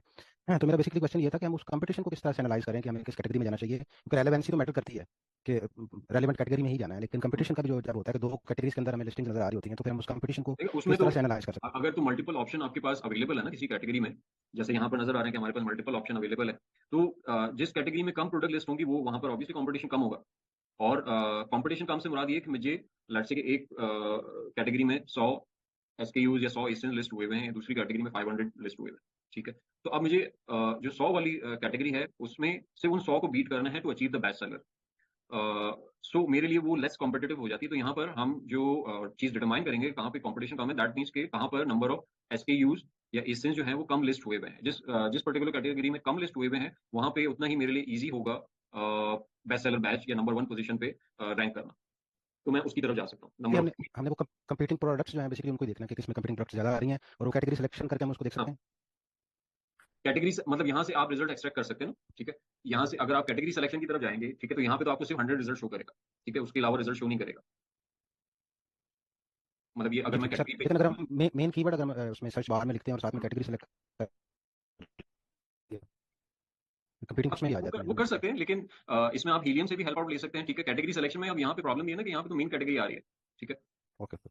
सब कैटेगरी तो आ रही थी, तो आपको तो आइडेंटिफाई करना है सब कैटेगरी को, किस सब हाँ हाँ। कैटेगरी में। मेन कैटेगरी तो आप ऑब्वियसली चेंज नहीं करोगे, उसी मेन कैटेगरी में रहेंगे, ठीक है। बहुत कम सिनेरियोज होंगे जहाँ पे मेन कैटेगरी भी चेंज हो रही होगी। लेकिन अगर हम्म, सब कैटेगरी को चेकआउट करना है तो फिर उसमें आप हेल्प ले सकते हैं हीलियम की, कि जिसमें कैटेगरी मतलब इसकी एक्सरे रिपोर्ट में कैटेगरी भी मेंशन होती है, ठीक है। और इसमें कीपा भी आपकी हेल्प आउट कर सकता है कि कीपा के रिजल्ट में भी कैटेगरी जो है वो मेंशन होती है। यहाँ पर जैसे सिर्फ मेन कैटेगरी मौजूद है, सब कैटेगरी यहाँ पर शो नहीं हो रही, ठीक है। अगर हम इसको चेकआउट करते हैं फिर नहीं, यहाँ पे सब कैटेगरी नहीं आ रही, कीपा में जो है वो सब कैटेगरी आ रही होती है, तो वहां पर आप कीपा से डाटा एक्सट्रैक्ट करें और उसकी बेसिस पे आप लेट से कि आपने आगे के 4 5 6 7 पेजेस का रिजल्ट जो है वो एक्सट्रैक्ट किया है, सो वहां से आप नंबर ऑफ कैटेगरी चेकआउट कर सकते हैं कि किस कैटेगरी में कितने एसकेयूज जो है वो लिस्ट हुए हैं, और जहां पर कम एसकेयू नजर आते हैं तो वो मेरे लिए एक कन्वीनियंट ऑप्शन बनता है इन टर्म्स ऑफ कॉम्पिटिशन, कि मैं वो पर्टिकुलर सब कैटेगरी जो है वो अपनी उस पर्टिकुलर सब कैटेगरी में अपनी प्रोडक्ट जो है वो लिस्ट कर दूँ। ठीक है सर, थैंक यू। राइट। अच्छा। अच्छा फिर यहाँ तक आई मीन रैंकिंग तक किसी का कोई सवाल? ताकि फिर हम आगे पास मूव ऑन कर जाएं कि अगर इनिशियल फेज में, क्योंकि अब हमने एक तो रैंकिंग का बजट जो है वो यूटिलाइज कर लिया कि हम क्या क्या कैंपेन बना सकते हैं। अच्छा, मैं एक अपना ओपिनियन दे देता हूँ कि अगर लेट्स से कि मेरे पास इस तरह की सिचुएशन हो, तो ऑब्वियसली एग्जैक्ट की तरफ तो वो बजट जो है वो एलोकेट कर लिया, लेकिन जो ये ऑप्शन मेरे पास अवेलेबल है, कि मेरे पास फ्रेज का ऑप्शन अवेलेबल है, मेरे पास ब्रॉड मॉडिफायर का ऑप्शन अवेलेबल है, मेरे पास एसिम का ऑप्शन अवेलेबल है, तो मेरे लिए ज्यादा कन्वीनियंट ऑप्शन जो है वो मैं ब्रॉड मॉडिफायर की तरफ जाऊंगा, क्योंकि इसमें एक larger range of keyword target होंगी, वो कीवर्ड भी जो इन फ्रेजेस से टारगेट नहीं हो रहे होंगे, जो हो रहे होंगे वो तो आ ही जाएंगे, जो नहीं हो रहे होंगे वो भी आ जाएंगे, ठीक है। तो एक तो लार्जर रेंज ऑफ कीवर्ड जो है वो टारगेट हो जाएगा। दूसरा कि अगर आप लोगों को याद हो कि हम जब फोरकास्टिंग पे बात कर रहे थे और फोरकास्टिंग के रिजल्ट की बेसिस पे हमने दो ऑब्जेक्टिव ड्राइव किए थे, कि एक तो हमने पीपीसी से इनिशियल लॉन्च कैंपेन्स के थ्रू हमने रैंकिंग स्टैब्लिश करनी है, दूसरा हमारा ऑब्जेक्टिव ये भी था कि हमें एक्ॉस और टैकोस जो कि इनिशियल मंथ्स में नजर आ रहे थे कि वो हाई पोजीशन पे हैं, तो हमें लो सीपीसी कैंपेन या लो एक्ॉस कैंपेन्स भी सेटअप करनी है, जिसके लिए मुझे कन्वर्जन जो है लो कन्वर्जन चाहिए होंगी। सो ये पर्टिकुलर कैंपेन ब्रॉड मॉडिफायर की मुझे दोनों ऑब्जेक्टिव्स के ऊपर जो है वो हेल्प आउट कर सकती है, रैंकिंग के ऊपर भी क्योंकि रेलेवेंट कीवर्ड्स के ऊपर ट्रैफिक और कन्वर्जन बिल्ड हो सकता है, और दूसरा ये कि क्योंकि मैंने इसकी बिल्ड्स जो है वो इस तरीके से सेट की हैं कि ये $1 से ज्यादा एक्सटेंड नहीं कर रहा on top of the search. So अगर यहाँ पर जो कन्वर्जन बिल्ड होती हैं, सो मेरे लिए पॉसिबल है कि वो लो एकॉस मैं यहाँ पे अचीव कर पाऊंगा, क्योंकि यहाँ पे मैंने बिल्ड्स को लिमिट कर दिया है ऑन $1। ठीक है। सो ये दोनों ऑब्जेक्टिव अचीव होते हैं, तो मेरे लिए सबसे एक कन्वीनियंट ऑप्शन ये होता है कि मैं इनको फॉर रैंकिंग पर्पस जो है वो टारगेट करता। ठीक है। जैसे अच्छा, ये जो अब कंपेटिटर्स को हमने देखा है कि वो दो सब कैटेगरीज के अंदर भी बैठे होते हम्म, हैं। इसका कोई खास तरीका है या ये अमेजोन सेलेक्ट करता है कि किसको दो सब कैटेगरीज? ये अमेजोन खुद करता है, क्योंकि अगर आप कभी भी प्रोडक्ट लिस्ट करने जाएंगे ना, तो वहां पर हमारे पास कभी भी ऑप्शन अवेलेबल नहीं होता कि हम दो मल्टीपल कैटेगरी सब कैटेगरीज जो है वो एक साथ सेलेक्ट कर लें। ये अमेजोन खुद जो है वो दो अलग अलग सब कैटेगरीज में एक पर्टिकुलर प्रोडक्ट को लिस्ट कर देता है। अच्छा, ये ज्यादातर उन्हीं निशेज में होता है जहां पे सब कैटेगरीज बहुत ज्यादा होती हैं। जहां पर सब कैटेगरी कम होती है, लिमिटेड होती है, तो वहां पर इस तरह का सिनेरियो आपको नजर नहीं आएगा कि एक ही प्रोडक्ट मल्टीपल सब कैटेगरीज में आ रहा हो। लेकिन जहां पर सब कैटेगरी ज्यादा है और सेम तरह का ऑडियंस होता है, तो उसमें अमेजोन दोनों दो दो कैटेगरीज में भी, इवन मैंने कुछ ऐसी प्रोडक्ट्स भी देखी हैं जो तीन तीन सब कैटेगरीज में एक साथ लिस्ट हुई हुई थी with in the same main category. तो वो अमेजोन खुद जो है वो उनको लिस्ट कर लेता है based on their conversion and based on their relevancy.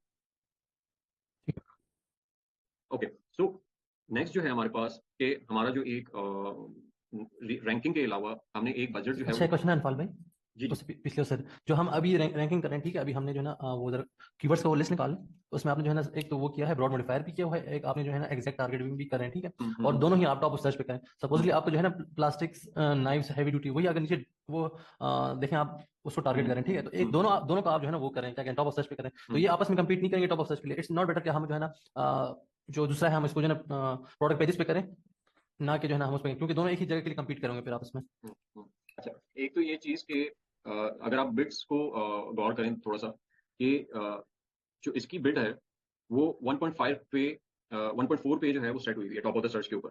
ठीक है। और जो दूसरी कैंपेन है वो $1 से ज्यादा एक्सटेंड नहीं करेगी। सो यहाँ पर प्रॉबेबली ये वाली पर्टिकुलर सर्च टर्म जो है वो उस कीवर्ड तक जो मैंने एग्जैक्ट में टारगेट किया हुआ है वहां तक पहुंच ही नहीं पाएगी, क्योंकि वहां पे ऑलरेडी एक सेटअप की कैंपेन सेटअप हुई हुई है जो 1.4 पे बिट कर रही है। ठीक है। सो इसका जो ट्रैफिक है वो ज्यादा एक्सटेंडेड कीवर्ड्स की तरफ डाइवर्ट हो जाएगा, और वहां से मुझे जहां पर $1 में मुझे टॉप ऑफ द सर्च का स्पॉट मिल रहा होगा ये उसकी तरफ डाइवर्ट हो जाएगा। तो एक तो ये वाला फैक्टर आ गया। दूसरा, जो आपने प्रोडक्ट पेजेस की बात की ना कि हम प्रोडक्ट पेजेस की तरफ अपना ट्रैफिक जो है वो डाइवर्ट कर दें। सो रैंकिंग परस्पेक्टिव से मुझे, क्योंकि जो हमने बात की कि कन्वर्जन का जो एक ट्रेंड नजर आता है ना हमें ज्यादा, वो टॉप ऑफ द सर्च पे ज्यादा नजर आता है, और ट्रैफिक का भी सबसे ज्यादा फ्लो वहीं पर होता है।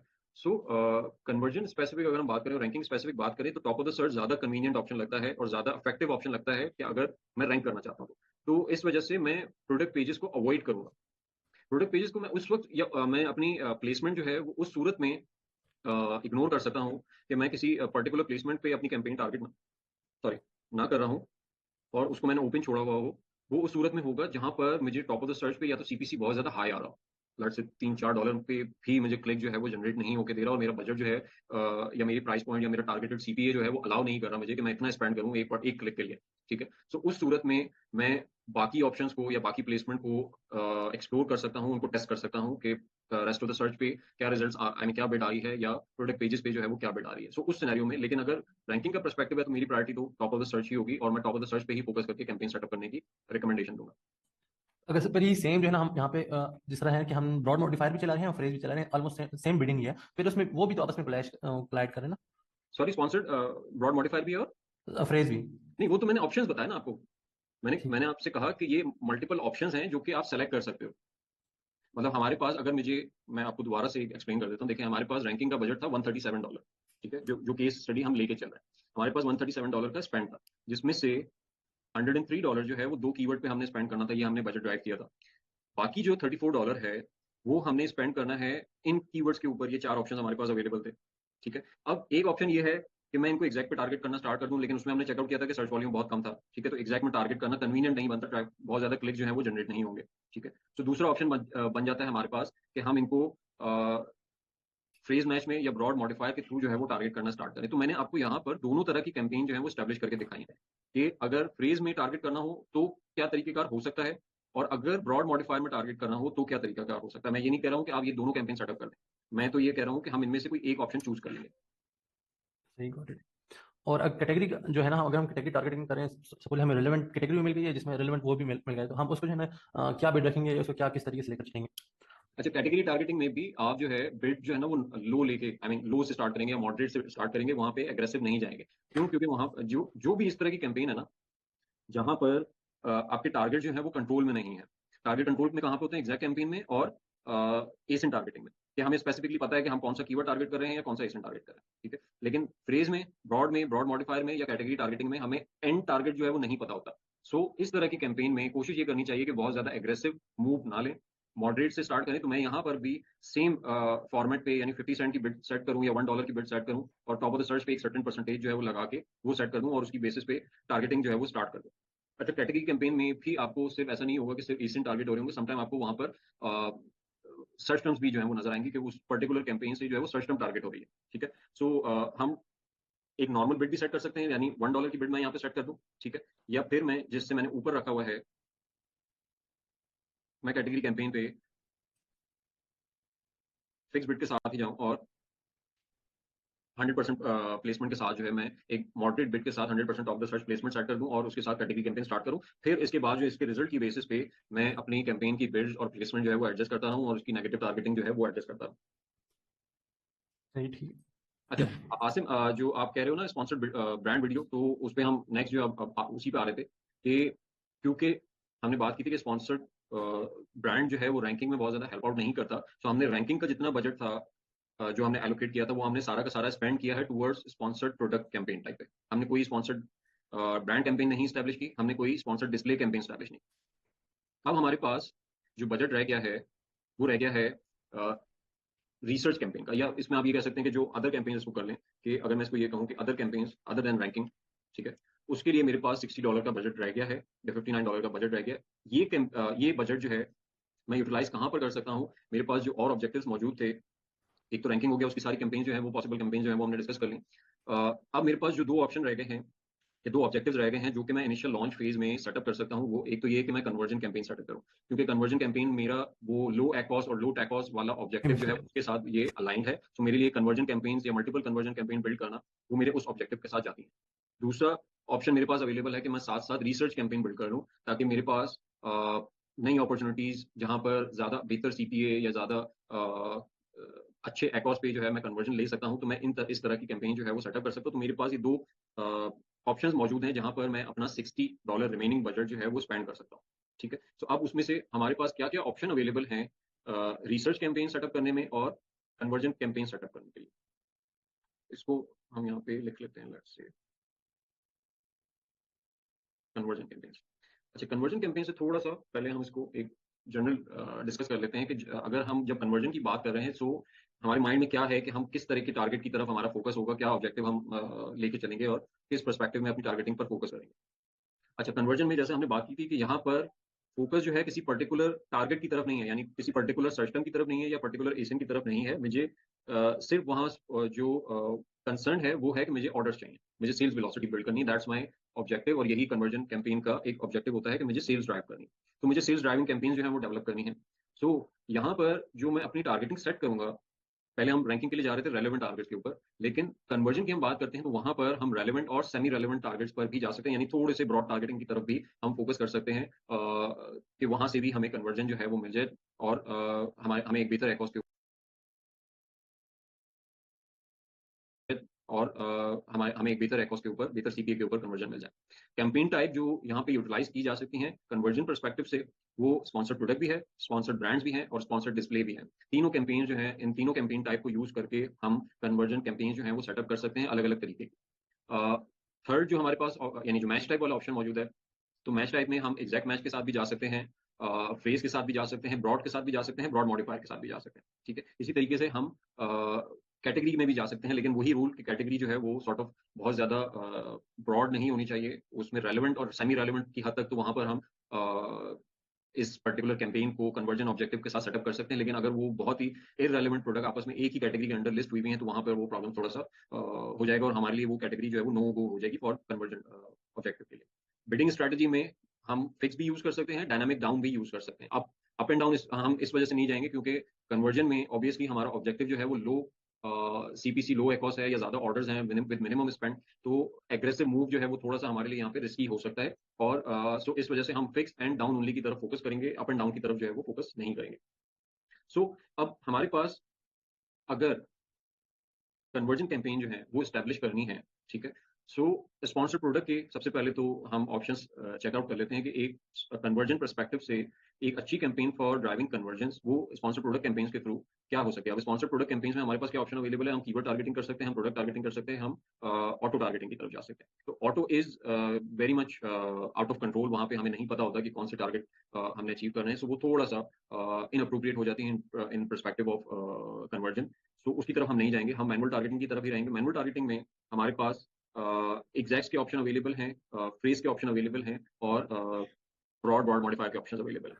अच्छा सर अगर एक अकाउंट के अंदर मल्टीपल एसेंस हो, मतलब 3 या 3 से ज्यादा हो, तो उसके अंदर मैंने एक स्ट्रेटेजी यूज की थी और मैंने किसी से लिंक्डइन पे किसी पीपीसी मैनेजर का देखा था, किसी कोरे का।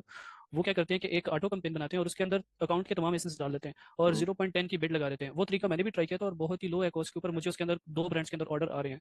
तो होप कि ये वर्क कर सकता है, हम इसको ट्राई कर सकते हैं क्योंकि बिल्कुल कर सकता है। ठीक है, उसमें वो आपको रिसर्च में भी हेल्प आउट करेगा और वो आपको कन्वर्जन में भी हेल्प आउट कर सकता है अगर आप वहाँ उसके टारगेट जो है ना वो स्पेसिफाई करते हैं। ठीक है, लेकिन उसके लिए जरूरी ये है कि मतलब इस तरह की कैंपेन जो है ना वो आप लॉन्च फेज में सेटअप नहीं कर पाओगे, वो थोड़ा सा प्रॉब्लम करेगी।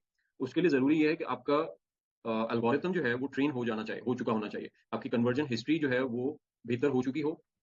उस सूरत में ऑटो कैंपेन जो है ना वो बहुत अच्छा परफॉर्म करना स्टार्ट कर देती है। जब आपकी कन्वर्जन हिस्ट्री बहुत रिफाइन हो चुकी है, आपकी एल्गोरिथम जो है वो अच्छा खासा ट्रेन हो चुका है ऑन कि आपकी बायर प्रोफाइल क्या है, तो अब वो ऑटो कैंपेन से भी जो है ना वो ज्यादातर टारगेटिंग आपकी रेलेवेंट ऑडियंस तक ही पहुंच रही है।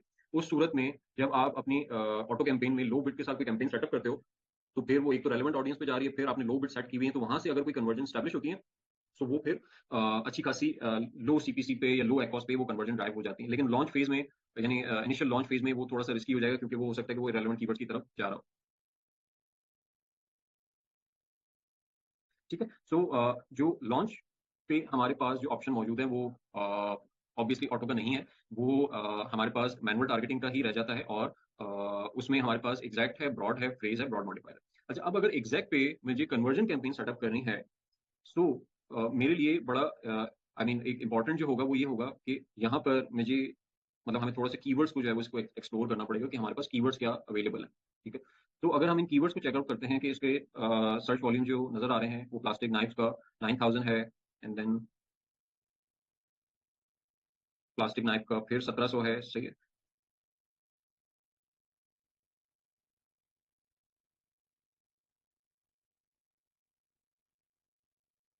सो ये जो कीवर्ड नजर आ रहे हैं जो इस पर्टिकुलर प्रोडक्ट से रिलेटेड है, नाइफ से रिलेटेड है, तो यहाँ पर इनके सर्च वॉल्यूम जो है ना बहुत लो है। सो इसकी बेसिस पे अगर मैं एग्जैक्ट की तरफ टारगेट करूँ, जो हमने रैंकिंग में भी बात की थी, एग्जैक्ट की तरफ टारगेट करेंगे तो बहुत ज्यादा कोई ट्रैफिक जनरेट नहीं होगा।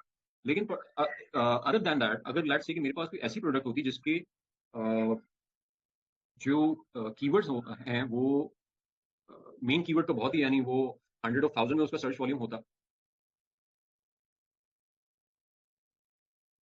ये लेट्स से इसको हम सर्च कर लेते हैं।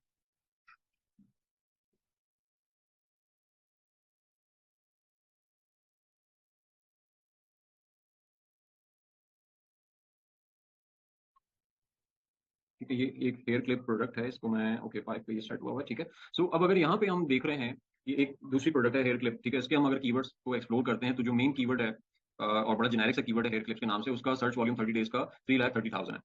फिर उसके बाद जो लेटर ऑन कीवर्ड्स आ रहे हैं वो 1,15,000, 39,000, 19,000, 14,000, 8,000। सो अब यहाँ पे जो मिड टेल कीवर्ड्स हैं उनके आई मीन जो मिड सर्च वॉल्यूम कीवर्ड है उनका सर्च वॉल्यूम भी एक रीजनेबल है, 4,000, 5,000, 3,000 इस तरह का कीवर्ड है। दैट मीन्स कि वहां पर एक डिसेंट ट्रैफिक जो है वो मौजूद होगा। तो इस सिनेरियो में अगर मैं कन्वर्जन कैंपेन स्टैब्लिश करना चाहता हूँ तो मेरे लिए पॉसिबल होगा कि हाँ मैं एग्जैक्ट से भी इन कीवर्ड्स की तरफ जा सकता हूँ। ठीक है, और लेट्स से हम अज्यूम कर लेते हैं कि ये इनके सर्च वॉल्यूम जो है वो ज्यादा है। ठीक है, और मैं स्पॉन्सर्ड प्रोडक्ट के थ्रू ही जा रहा हूँ। ठीक है, एंड मैनुअल कैंपेन ही हम सेटअप करेंगे।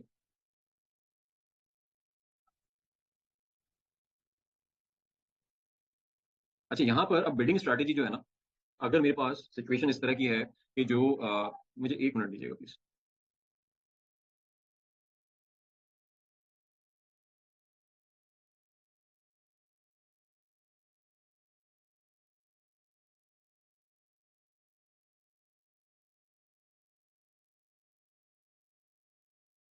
ओके सॉरी, सो अगर हमारे पास सिचुएशन इस तरह की हो कि हमारे पास जो मिड सर्च वॉल्यूम कीवर्ड्स भी हैं उनके ऊपर भी हमारे पास एक डिसेंट ट्रैफिक मौजूद है, तो मैं बिल्डिंग स्ट्रैटेजी को लेकर के एक तो मेरे पास ऑप्शन अवेलेबल है कि मैं फिक्स के साथ जाऊं, लेकिन अगर मैं फिक्स के साथ जाता हूं और मेरा ऑब्जेक्टिव जो है वो कन्वर्जन है, ठीक है, मैच टाइप हम एग्जैक्ट दे देते हैं यहाँ पे, और अगर मेरा ऑब्जेक्टिव जो है वो यहाँ पे कन्वर्जन है, सो मैं अपनी बिड जो है ना फिक्स बिड के साथ बहुत लो रखूंगा और इनको मैं ग्रेजुअली जो है वो इंक्रीज करना स्टार्ट करूंगा। लेट्स से कि मेरी एवरेज बिड जो है somewhere around maybe 30-40 cent से लेकर $1 तक जो है मेरी बिड जाती है, ठीक है। सो मैं 40 सेंट से 50 सेंट से स्टार्ट कर सकता हूँ अपनी कैंपेन को इनिशियली। क्यों? क्योंकि यहाँ पे मैं अपनी अप्रोच जो है वो एग्रेसिव नहीं रखूंगा। तो मैं हमेशा यहाँ पर एक लो बिड के साथ स्टार्ट करूंगा और ग्रेजुअली जो है मैं एक एक दो दिन में based on the number of impressions, based on the number of clicks जितने वो जनरेट कर रही है वो कैंपेन, मैं यहाँ पर अपनी बिड्स को जो है वो स्लाइटली इंक्रीज करता जाऊंगा विद 3 सेंट्स 4 सेंट्स के डिफरेंस से, ताकि उसकी बेसिस पे मुझे नजर आता रहे कि कितना ट्रैफिक जो है वो जनरेट हो रहा है और कितना इंप्रेशंस और नंबर ऑफ क्लिक्स में जो है वो इंक्रीज आ रहा है, ठीक है। तो अगर फिक्स बिड है तो मैं लो से स्टार्ट करके आहिस्ता आहिस्ता डेली बेसिस पे या हर 2 दिन बाद जो है वो अपनी बिल्ड जो है वो मॉडिफाई कर रहा हूँ based on the traffic and clicks I am receiving.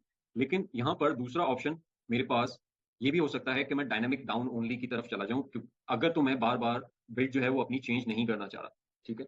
सो इस पर्टिकुलर केस में मैं अमेजोन को अलाउ कर दूं कि वो लाइवलीहुड पे चला जाए कि मेरी प्रोडक्ट जो है वो कन्वर्ट होगी या नहीं होगी, और मैं उसको अलाउ कर दूं कि डायनामिक डाउन ओनली बिड पे मेरी कैंपेन जो है वो सेटअप कर दे, ताकि अगर चांसेस हैं कि मेरी प्रोडक्ट कन्वर्ट नहीं होगी, ठीक है, सो वहां पर मैं मेरी बिड जो है वो लो कर दे, अदरवाइज मेरी बिड जो है वो इंक्रीज रहने दे। और यहाँ पर फिर मैं अपनी बिड जो है वो थोड़ी सी स्लाइटली अप रखूंगा कंपेयर टू कि अगर मैं फिक्स बिड के साथ जा रहा होता। लेट्स से कि मेरी बिड रेंज वही है 40 सेंट से या 30 सेंट से $1 तक की, तो मैं यहाँ पे 70 या 75 की बिड भी सेट कर सकता था, ठीक है। और फिर अगर डाउन ओनली की बेसिस पे मेरे पास यहाँ पे क्लिक्स जो है वो जनरेट नहीं हो रहे, तो फिर मैं थोड़ा सा स्लाइटली अपनी बिड को इंक्रीज करूंगा, और अगर उसके बावजूद भी मेरे पास क्लिक्स एंड इंप्रेशन जो है वो जनरेट नहीं हो रहे, तो फिर मेरे पास ऑप्शन बचता है कि मैं अपनी बिडिंग स्ट्रैटेजी जो है वो डाउन ओनली से फिक्स के ऊपर मूव कर जाऊं, जस्ट टू चेकआउट कि मेरे इंप्रेशन जो है वो बिल्ड हो रहे हैं नहीं हो रहे। लेकिन हमेशा कन्वर्जन कैंपेन में हम ऑब्जेक्टिव जो है या अपनी बिडिंग स्ट्रैटेजी जो है वो लो से स्टार्ट करते हुए फिर थोड़ा सा एग्रेसिव या मॉडरेट की तरफ जाएंगे। हम इनिशियली डे 1 पे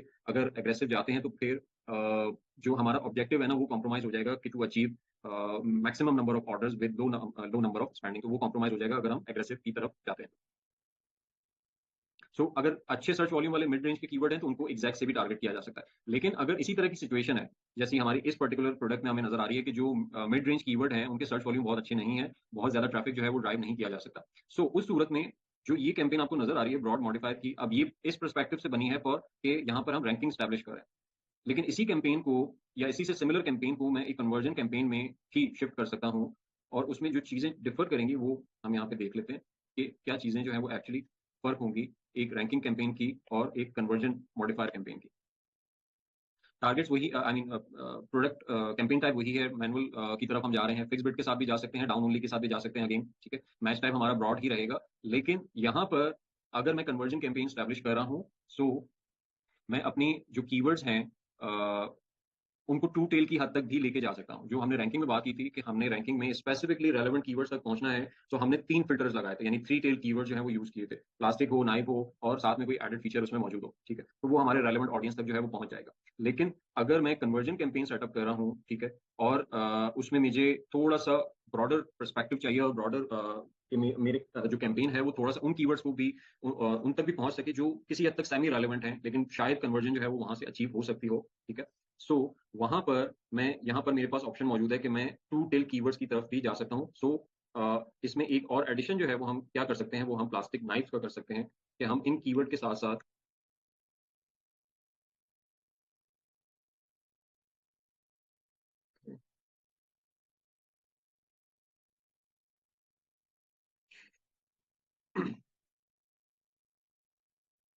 हम साथ साथ प्लास्टिक नाइफ को टारगेट कर सकते हैं, ठीक है, डिस्पोजेबल नाइफ्स को टारगेट कर सकते हैं।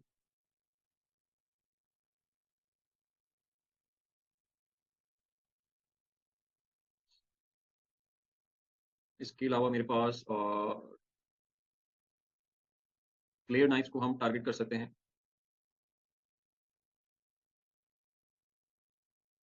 ठीक है।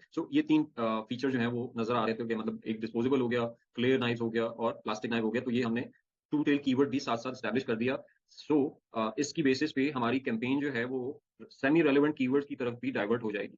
ठीक है। अच्छा, यहाँ पर अगेन मैं वही बात कहूंगा कि बिडिंग स्ट्रैटेजी जो है वो हम डायनामिक डाउन ओनली भी सेलेक्ट कर सकते हैं, जस्ट टू कीप कि जहां पर हमारी कन्वर्जन जो है वो चांसेस हो ज्यादा कि उस पर हमारी बिड रेंज जो है वो इंक्रीज कर दे, और अदरवाइज हमारी बिड जो है वो लो रखे। ठीक है।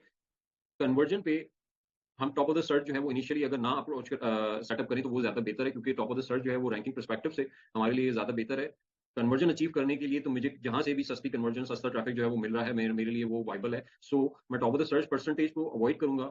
एंड जो बिडिंग है वो अगेन वही सेम रूल कि अगर फिक्स है तो मैं लो से स्टार्ट करूंगा, लेट्स से 40 सेंट्स में रखता हूँ। ठीक है। क्योंकि यहाँ पे कीवर्ड की रेंज बहुत बड़ी है। ठीक है। सो मैं जितना मिनिमम कर सकता हूँ अपनी बिड को मैं कर लूंगा। मैं 30 सेंट से भी स्टार्ट कर सकता हूँ, मैं 35 सेंट से भी स्टार्ट कर सकता हूँ, मैं 40 सेंट से भी स्टार्ट कर सकता हूँ। ठीक है। सो इनको सामने रखते हुए मैंने अपनी बिड जो है वो सेट की, and then based on the result मैं यहाँ पर अपनी कैंपेन की बिड जो है वो चेंज करता रहूंगा, यानी उनमें slightly day to day basis के ऊपर कि कितने इंप्रेशंस और क्लिक्स जो है वो जनरेट हो रहे हैं, उनकी बेसिस के ऊपर हम बिड जो है वो इंक्रीज करते रहेंगे slightly with 3 to 4 cents at a time, और उसकी बेसिस पे हम अपना इंप्रेशन और काउंट करते रहेंगे। ठीक है। क्योंकि यहाँ पर हम ब्रॉड के साथ जा रहे हैं तो अप्रोप्रिएट ये है कि इट वुड बी बेटर कि हम फिक्स बिड के साथ जाएं। ठीक है। और डेली बेसिस पे खुद बिड जो है वो मॉनिटर करें और उनको उसमें चेंजेस लेके आएं। लेकिन अगर आप नहीं करना चाहते तो फिर आप ऑब्वियसली डायनामिक डाउन ओनली की तरफ जो है वो मूव ऑन कर सकते हो, और आप उसमें लेकिन वहां पर ये कि आपको स्लाइटली थोड़ा सा बिड को जो है वो इंक्रीज करना होगा। लेट्स से आप 50 या 60 सेंट्स तक जो है वो इसको बिड दे रहे हैं लो, आई मीन कंपैरेटिवली एग्जैक्ट से हम क्यों इतना आई मीन कम रख रहे हैं, उसकी रीजन ये है कि यहाँ पे काफी सारे कीवर्ड जो है वो टारगेट हो रहे होंगे। सो हम बहुत ज्यादा बिड अलाउ नहीं करेंगे ताकि वो चीप कन्वर्जन जो है वो हमें यहाँ से ला के दे।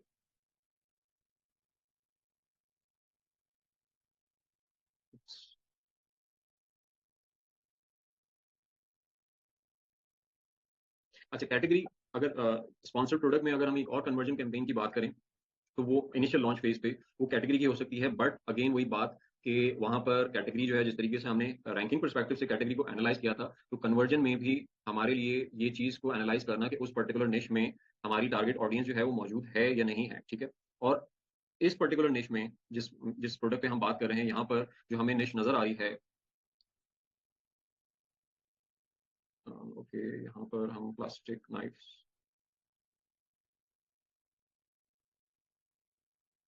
ओके, हम नाइफ में जा रहे हैं, तो यहाँ पर जो हमें नजर आ रही है, तो ये सॉर्ट ऑफ रेलिवेंट ऑडियंस हम कह सकते हैं, बट जो प्रोडक्ट्स हैं वो sort of semi relevant category में आते हैं, बहुत ज्यादा एग्जैक्ट रेलिवेंट नहीं है। सो इस सिनेरियो में कैटेगरी कैंपेन स्टैब्लिश करना ना करना वो दोनों के लिए आप सेम वेटेज में, अगर मैं अपना पर्सनल ओपिनियन दूं तो मेरे लिए सेम वेटेज है। अगर मेरा बजट अलाउ करता है तो मैं यहाँ पे कैंपेन स्टैब्लिश कर दूंगा, लेकिन ये जानते हुए कि इसमें काफी सारी प्रोडक्ट्स ऐसे भी मौजूद हैं जो कि एग्जैक्टली वही प्रोडक्ट नहीं है जो कि मैं सेल कर रहा हूँ। सो मैं अपनी बिड जो है वो बहुत लो रखूंगा, और कैटेगरी कैंपेन में एक चीज जो मैटर फायदा ये होता है कि वहां पे ट्रैफिक जो है वो बहुत ज्यादा मौजूद होता है। ठीक है। इंप्रेशन बेपना आपको आएंगे, यानी अगर यहाँ पर कैटेगरी कैंपेन में अगर आप एग्रेसिव चले गए तो आपके तो 500,000 डॉलर भी जो है ना वो एक दिन में इस पे स्पेंड लग सकता है, क्योंकि वहां पर जितने नंबर ऑफ प्रोडक्ट्स जो है वो मौजूद हैं, और उस पर जितना ट्रैफिक आ रहा है तो वो आपका 500,000 डॉलर भी कंज्यूम कर सकता है पूरी कैंपेन, वो उसमें उसको कोई फर्क नहीं पड़ेगा। सो अगर कन्वर्जन परस्पेक्टिव से मैं यहाँ पे कैटेगरी कैंपेन सेटअप करता हूँ तो मैं बहुत ही लीस्ट मिनिमम बिड से स्टार्ट करूंगा, मैं 10 सेंट 15 सेंट से स्टार्ट करना शुरू करूंगा, और लेट्स से मैं यहाँ पे कैटेगरी कैंपेन एक सेटअप करता हूँ जस्ट फॉर कन्वर्जन।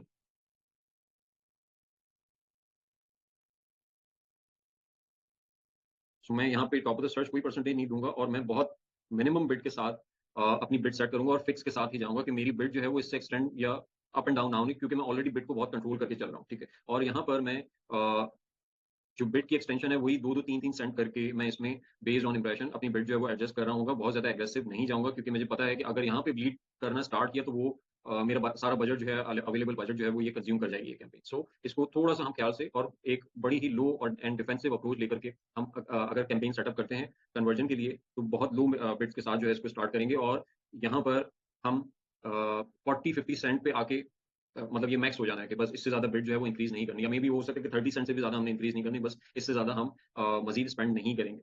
ठीक है। और बिड को इंक्रीज नहीं करेंगे। अच्छा, अब आ जाते हैं थोड़ा सा, अगर हमारे पास टाइम है अभी, ओके। सो अब हमारे पास स्पॉन्सर्ड ब्रांड्स में जो कैंपेन अवेलेबल हैं, और उनमें हम कौन सी ऐसी कैंपेन्स हैं जिनकी बेसिस पे हम कन्वर्जन कैंपेन जो है वो स्टैब्लिश कर सकते हैं।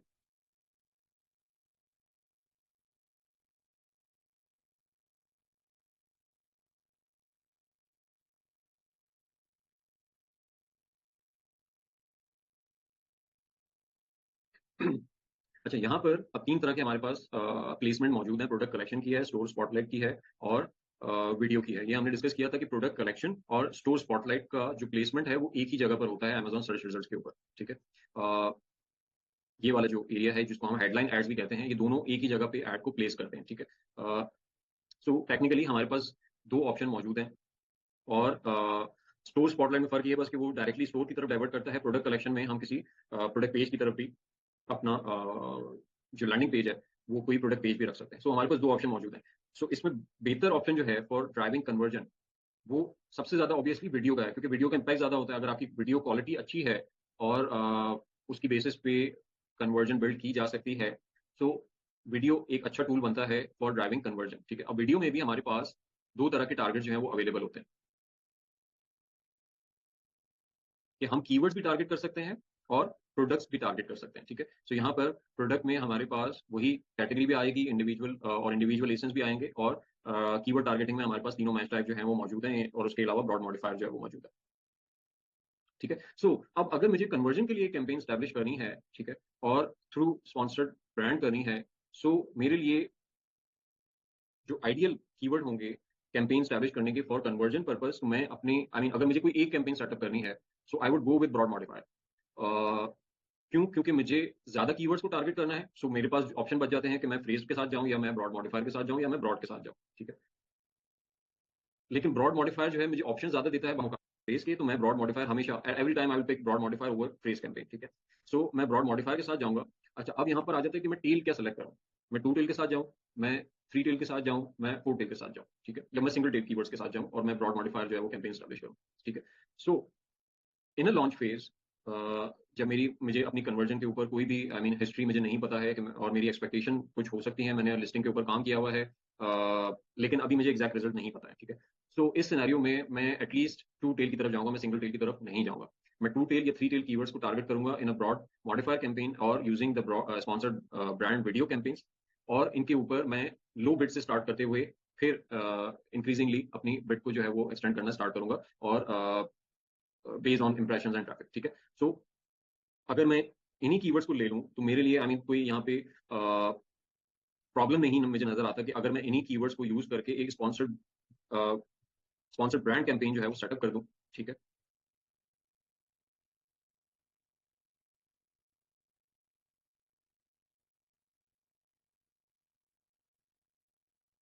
अच्छा, यहाँ पर हमारे पास बिडिंग स्ट्रैटेजी सेलेक्ट करने का ऑप्शन नहीं होता बाय डिफॉल्ट। जो है इनकी बिडिंग स्ट्रैटेजी डायनामिक होती है, डायनामिक डाउन होती है, ठीक है? सो बिडिंग स्ट्रैटेजी ऑब्वियसली हम सेलेक्ट नहीं कर सकते, प्लेसमेंट हमारे पास नहीं है, ठीक है? सो अब अगर मेरे पास लेट्स से कि मेरे पास यहाँ पर अगर मैं बिड्स में जाता हूँ और मुझे बिड्स नजर आ रही हैं, सजेस्टेड बिड जो है वो 248, $3, 235, $3, ठीक है? सो मैं यहाँ पर भी इस सिनेरियो में अगर लेट्स से मुझे इस पर्टिकुलर प्रोडक्ट पे एक वीडियो कैंपेन सेटअप करनी है, सो मैं ब्रॉड मॉडिफायर के साथ जा रहा हूँ और ये मुझे सजेस्टेड बिड नजर आ रही हैं, still I will start with $1 maximum. मतलब मैं 50% या 33% से स्टार्ट करूंगा कि अगर मुझे 2.5 या 3 की रेंज में जो है वो बिड नजर आ रही है ऑफ द मेन कीवर्ड्स, सो मैं $1 से स्टार्ट करूंगा और फिर ग्रेजुअली जो है वो उनकी बिड जो है मे बी मैं इंक्रीज कर दूं, लेकिन मैं स्टार्ट $1 से ही करूंगा, क्योंकि अगेन मेरे टारगेट जो है वो बहुत एक सॉर्ट ऑफ रिसर्च कैंपेन या एक्सटेंडेड वर्जन कीवर्ड्स की तरफ जा रहे हैं, तो मैं यहाँ पर बहुत ज्यादा एग्रेसिव अप्रोच जो है वो नहीं ले सकता। तो मैं based on the suggested build मैं इसकी जो बिल्ड है वो या तो 50% या उससे भी नीचे से स्टार्ट करूंगा, जितना मुझे सजेस्टेड बिल्ड में ऑन एन एवरेज शोकेस कर रहा है। प्लेसमेंट ओके, प्लेसमेंट हमें यहाँ पे नजर नहीं आ रही।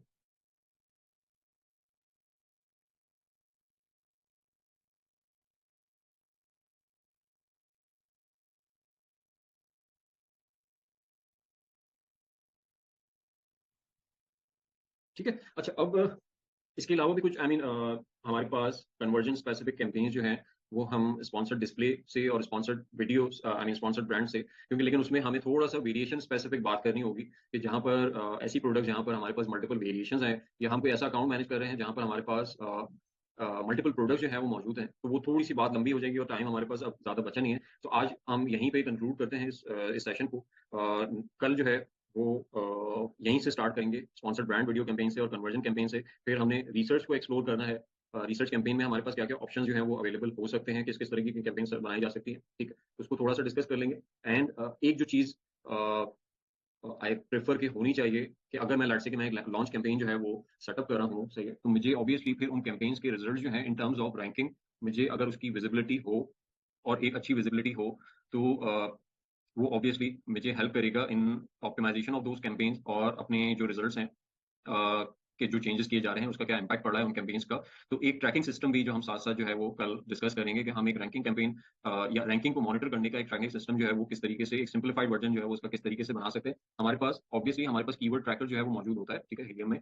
वी ऑल नो दैट और very familiar with that. But यहाँ पर एक जो थोड़ा सा मुझे आई मीन एक इनकन्वीनियंस जो नजर आती है वो ये नजर आती है कि आपके पास डेली बेसिस पे स्टैट मौजूद नहीं है कि कल क्या रैंक थे, परसों क्या रैंक थे और आज क्या रैंक है। हम डे टू डे बेसिस पे किस तरीके से हमारी इंप्रूवमेंट हो रही है, ऑल्दो कि हमारे पास इसका ट्रेंड जो है वो मौजूद होता है और वो हम ट्रेंड जो है वो चेकआउट कर सकते हैं, ठीक है। लेकिन थोड़ा सा इनकन्वीनियंस ये है कि मुझे इंडिविजुअली एक कीवर्ड को चेकआउट करना पड़ेगा। तो बजाय इसके क्या कोई ऐसा सिस्टम हो जिसमें मैं उन तमाम कीवर्ड्स को जो मेरी प्रोडक्ट से रेलेवेंट है उनको एक ही वक्त में जो है वो उनका भी ट्रैकिंग सिस्टम बना लूँ और मुझे सारी की सारी जो है वो रैंक जो है वो डे टू डे बेसिस पे मुझे वहीं पे से मुझे विजिबिलिटी नजर आ जाए, ताकि मेरी ओवरऑल कैंपेन की क्या परफॉर्मेंस है, रैंकिंग कैंपेन कितना इफेक्टिवली काम कर रही है, उसके क्या रिजल्ट्स आ रहे हैं वो मेरे सामने आ जाएंगे। तो हम एक रैंकिंग सिस्टम भी जो है वो कल इंशाल्लाह डिस्कस करेंगे और यहीं अपनी सेशन में ही जो है वो उसको क्राफ्ट करने की कोशिश करेंगे।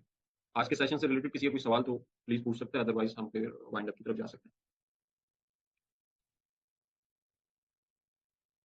जी सर, मेरा क्वेश्चन है एक। हैं। जी नवीन। अच्छा सर, लॉन्च फेज की अगर बात बात करते हैं तो अगर एक प्रोडक्ट ऐसी है या जिसके अंदर 6 वेरिएशंस हैं, तो बेस्ट प्रैक्टिसेस क्या हैं या आप क्या सजेस्ट करते हैं कि पीपीसी के लिए सबको ही इंक्लूड किया जाए, सब पे ही हो, या जो लोअर सेलिंग प्राइस वाली है उस पे हो, या क्या बेस्ट स्ट्रेटजी क्या है इसके लिए मल्टीपल वेरिएशंस के लिए? देखिए मल्टीपल वेरिएशन प्रोडक्ट्स में ना एक तो सबसे पहले ये कि अगर हम इंडिविजुअल की तरफ आई मीन इंडिविजुअल वेरिएशन की तरफ कैंपेन स्टैब्लिश करना स्टार्ट करेंगे तो वो प्रॉब्लम इस वजह से करेगा कि हमारे पास बजट नहीं होता या बजट बहुत ज्यादा स्पेंड हो जाएगा, सही। तो वो एक सॉर्ट ऑफ प्रॉब्लम है।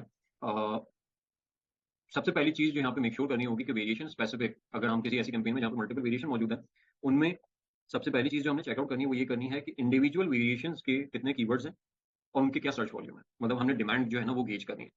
उस डिमांड से हमें पता चलेगा कि हमें कितनी प्रोडक्ट जो है वो मार्केट करनी चाहिए और कितने ऐसे बायर्स हैं जो किसी एक पर्टिकुलर वेरिएशन स्पेसिफिक प्रोडक्ट को ढूंढ रहे हैं, ठीक है। ये आपको इसकी बड़ी एक बहुत अच्छी एग्जांपल है। जो अगर आप बेडशीट्स में चले जाएं या आप डुवे कवर्स वगैरह इस तरह की निशेज में चले जाएं तो वहां पे किंग साइज और सिंगल बेड, डबल बेड, ठीक है, इस तरह की आपको कैटेगरीज और वो वेरिएशन जो है वो नजर आएंगे। और हर वेरिएशन का एक अच्छा और एक I mean considerable search volume जो है वो मौजूद है, ठीक है। तो वहां पर इस सिचुएशन में आपको उन तमाम वेरिएशंस को जो है वो उनके रेलेवेंट स्पेसिफिक कीवर्ड्स के ऊपर टारगेट करना पड़ता है और तमाम के अगेंस्ट जो है वो पीपीसी रन करनी पड़ती है। आप किसी को इग्नोर नहीं कर सकते, ठीक है। लेकिन कुछ कैंपेन्स हम जो ऐसी स्टैब्लिश कर सकते हैं जहां पर एक आई मीन मल्टीपल वेरिएशंस में से एक दो हमारी हीरो वेरिएशन है जिनकी डिमांड मौजूद है, जिनका कन्वर्जन हिस्ट्री हमें नजर आता है कि हाँ ये ज्यादा बिकती हैं, और बाकी जो है वो सॉर्ट ऑफ बाय प्रोडक्ट्स हैं या just to complete the product catalogue, ठीक है। एक प्रोडक्ट रेंज उस मार्केट में सेल हो रही है तो उस मार्केट रेंज को कवर करने के लिए हमने वो चार पांच ऑप्शन ऑप्शन जो है वो और दिए हुए हैं अपनी लिस्ट में। इस तरह की वेरिएशन है। सो वहां पे जो सबसे इफेक्टिव कैंपेन बनती है वेरिएशन स्पेसिफिक में, उसमें ये है कि हम स्पॉन्सर्ड जो स्पॉन्सर्ड ब्रांड में जो हमारे पास ऑप्शन अवेलेबल है हेडलाइन एड्स का, जो हम अभी यहाँ पे चेकआउट कर रहे थे, ठीक है। तो वो हेडलाइन एड जो है हमारे लिए एक ऑप्शन बन जाता है वेरिएशन को भी हाईलाइट करने का। वेरिएशन हाईलाइट में फोकस हम क्या कर रहे हैं कि हमारा ट्रैफिक जो है वो एक तो ये इंडिविजुअल हमारी जो मेन हीरो वेरिएशन है उसको हम सेपरेटली टारगेट कर रहे हैं, उसकी बेसिस से की वजह से हमारी वेरिएशन के ऊपर ट्रैफिक बिल्ड हो रहा है। लेकिन साथ साथ हम अपनी प्रोडक्ट कलेक्शन कैंपेन्स जो है वो सेटअप कर सकते हैं just to highlight our all variation, या उसमें से जो टॉप 3 वेरिएशन है उसको हाईलाइट करने के लिए। दूसरा स्टोर स्पॉटलाइट की तरफ जा सकते हैं कि हम अपना ट्रैफिक डाइवर्ट ही बजाय प्रोडक्ट पेज के स्टोर की तरफ कर दें, ताकि जब वो स्टोर में लैंड करे तो उसे हमारी सारी वेरिएशन या प्रोडक्ट रेंज जो है वो नजर आ जाए। स्टोर वाले एड्स उस पर्टिकुलर कैटेगरी में भी वाइबल होते हैं जहाँ पे मल्टीपल प्रोडक्ट जो है ना वो अवेलेबल होती है, ठीक है। सो वहां पर भी इंडिविजुअल प्रोडक्ट्स को टारगेट करना, उनके अगेंस्ट पीपीसी कैंपेन बनाना वो पॉसिबल नहीं होता है अगर बजट्स वगैरह के इश्यूज हैं, प्लस डिमांड के इश्यूज हैं। सो बेटर इज के वहां पर स्टोर की तरफ जो है वो प्रोडक्ट को डाइवर्ट किया जाए, आई मीन ऑडियंस को डाइवर्ट किया जाए, ट्रैफिक को डाइवर्ट किया जाए और वहां से अपनी वेरिएशंस के लिए या दूसरी प्रोडक्ट्स के लिए जो है वो अप सेलिंग या उनकी सेल्स जो है वो बिल्ड की जाए। जी ठीक है सर, वो वेडिंग कैटेगरी के अंदर वैसे मैंने भी वर्किंग की हुई है, उसमें तो बिल्कुल आप सही कह रहे हैं कि वेरिएशन स्पेसिफिक कीवर्ड्स काफी ज्यादा है, बहुत लेकिन ज्यादा रिसर्च जी जी वॉल्यूम में हाँ मालूम होते हैं वो। आई जी मीन जी ये नहीं कि वो 1000-500 सर्च वॉल्यूम है, वो 10,000 15,000 20,000 इस तरह के वेरिएशन स्पेसिफिक कीवर्ड के सर्च वॉल्यूम आपको इस तरह के मिलेंगे उसमें। ठीक है ठीक है। अच्छा दूसरा सर, अगर पैक्स की वेरिएशन है तो उसके अंदर मेरे पास जिस तरह से प्रोडक्ट है वो पैक ऑफ 5 से स्टार्ट होती है, फिर 10 है, 15 है, 20 है और 25 है। ओवरऑल मार्केट के अंदर वो तकरीबन सारे बिक रहे हैं, क्योंकि वो कंज्यूमेबल आइटम है ना, तो वो सारे बिक लेकिन रहे अगर हैं इस तरह की वेरिएशन है ना पैक साइज वाली, मतलब प्रोडक्ट सेम है जी जी और वेरिएशन जो है वो पैक्स वाली है, ठीक है, तो आप वही अब वो किसी में सेम प्रोडक्ट जो है वो किसी में 4 है, किसी में 10 है, किसी में 12 है, ठीक है। तो यहाँ पर as such variation campaigns build up करने की जो है ना वो एज सच नीड नहीं होती, ठीक है, अल्टिल अनलेस कि आपको उसकी डिमांड जो है वो through keywords and search volumes जो है वो नजर आ रही हो कि नहीं यार, वो पैक वाले कीवर्ड्स भी जो है वो मौजूद है, कुछ ऐसी ऑडियंस मौजूद है जो कि स्पेसिफिक पैक जो है वो टारगेट कर रही है, ठीक है। दूसरा सो उसमें उन कीवर्ड्स के अराउंड जो है वो कैंपेन जो है वो बिल्डअप की जा सकती है। अच्छा, इसमें फिर हम क्या कर सकते हैं कि हम ब्रॉड मॉडिफायर को यूज कर सकते हैं। ब्रॉड मॉडिफायर को हम किस तरीके से यूज कर सकते हैं for just for variation campaigns, variation specific keywords की तरफ हम डाइवर्ट कर दें। और उसमें क्या करेंगे, लेट्स से कि अब ये प्लास्टिक नाइफ जो है वो एक कीवर्ड है और इसमें लेट्स से कलर्स की वेरिएशन है, ठीक है। सो अगर मैं प्लास्टिक नाइफ्स में कलर्स भी ऐड कर दूं, एक तीसरा ऑप्शन ऐड कर दूं कि ये ब्लैक को टारगेट करना स्टार्ट कर दूं, ठीक है। अब मैंने अपनी ब्लैक वाली वेरिएशन ली और ब्रॉड मॉडिफायर के साथ सिर्फ एक कैंपेन सेटअप कर दी, ठीक है। अब प्लास्टिक नाइफ में ब्लैक कलर के साथ जितने भी कीवर्ड हैं वो इस पर्टिकुलर कैंपेन से जो है वो कवर अप हो जाएंगे। अगर तो मुझे वेरिएशन से रिलेटेड सेल्स बिल्ड करने की जरूरत है तो मैं यहाँ पर इस तरह की कैंपेन जो है कि मैं खुद कीवर्ड जो है वो ड्राइव करूं, ठीक है, मैं रिसर्च के ऊपर ना जाऊं, मैं उस वेरिएशन को जो डिफाइन करती है वो अपने मेन कीवर्ड के साथ ऐड कर दूं, ठीक है। वो कलर हो सकता है, वो साइज हो सकता है, वो लेट्स से किसी अगर नोटबुक वगैरह में तो आपके 100 वो नंबर ऑफ पेजेस हो सकते हैं, ठीक है। जो उस पर्टिकुलर वेरिएशन को डिफाइन करता है मैं उसको ब्रॉड मॉडिफायर में ऐड करके और यूज करके उनके लिए वेरिएशन स्पेसिफिक कैंपेन जो है वो वहां पर स्टैब्लिश कर सकता हूं। अगर मेरी सेल्स जो है वो नॉर्मली मेन प्रोडक्ट से के थ्रू जो है वो बहुत ज़्यादा सेल्स जनरेट नहीं हो रही है और मुझे वेरिएशन के ऊपर भी कुछ सेल्स चाहिए, तो मैं यहाँ पर ये ऑप्शन सेलेक्ट कर सकता हूँ कि मेन कीवर्ड के साथ वेरिएशन का फीचर जो है वो ऐड करूँ और उसके साथ ब्रॉड मॉडिफायर सेटअप कर दूँ।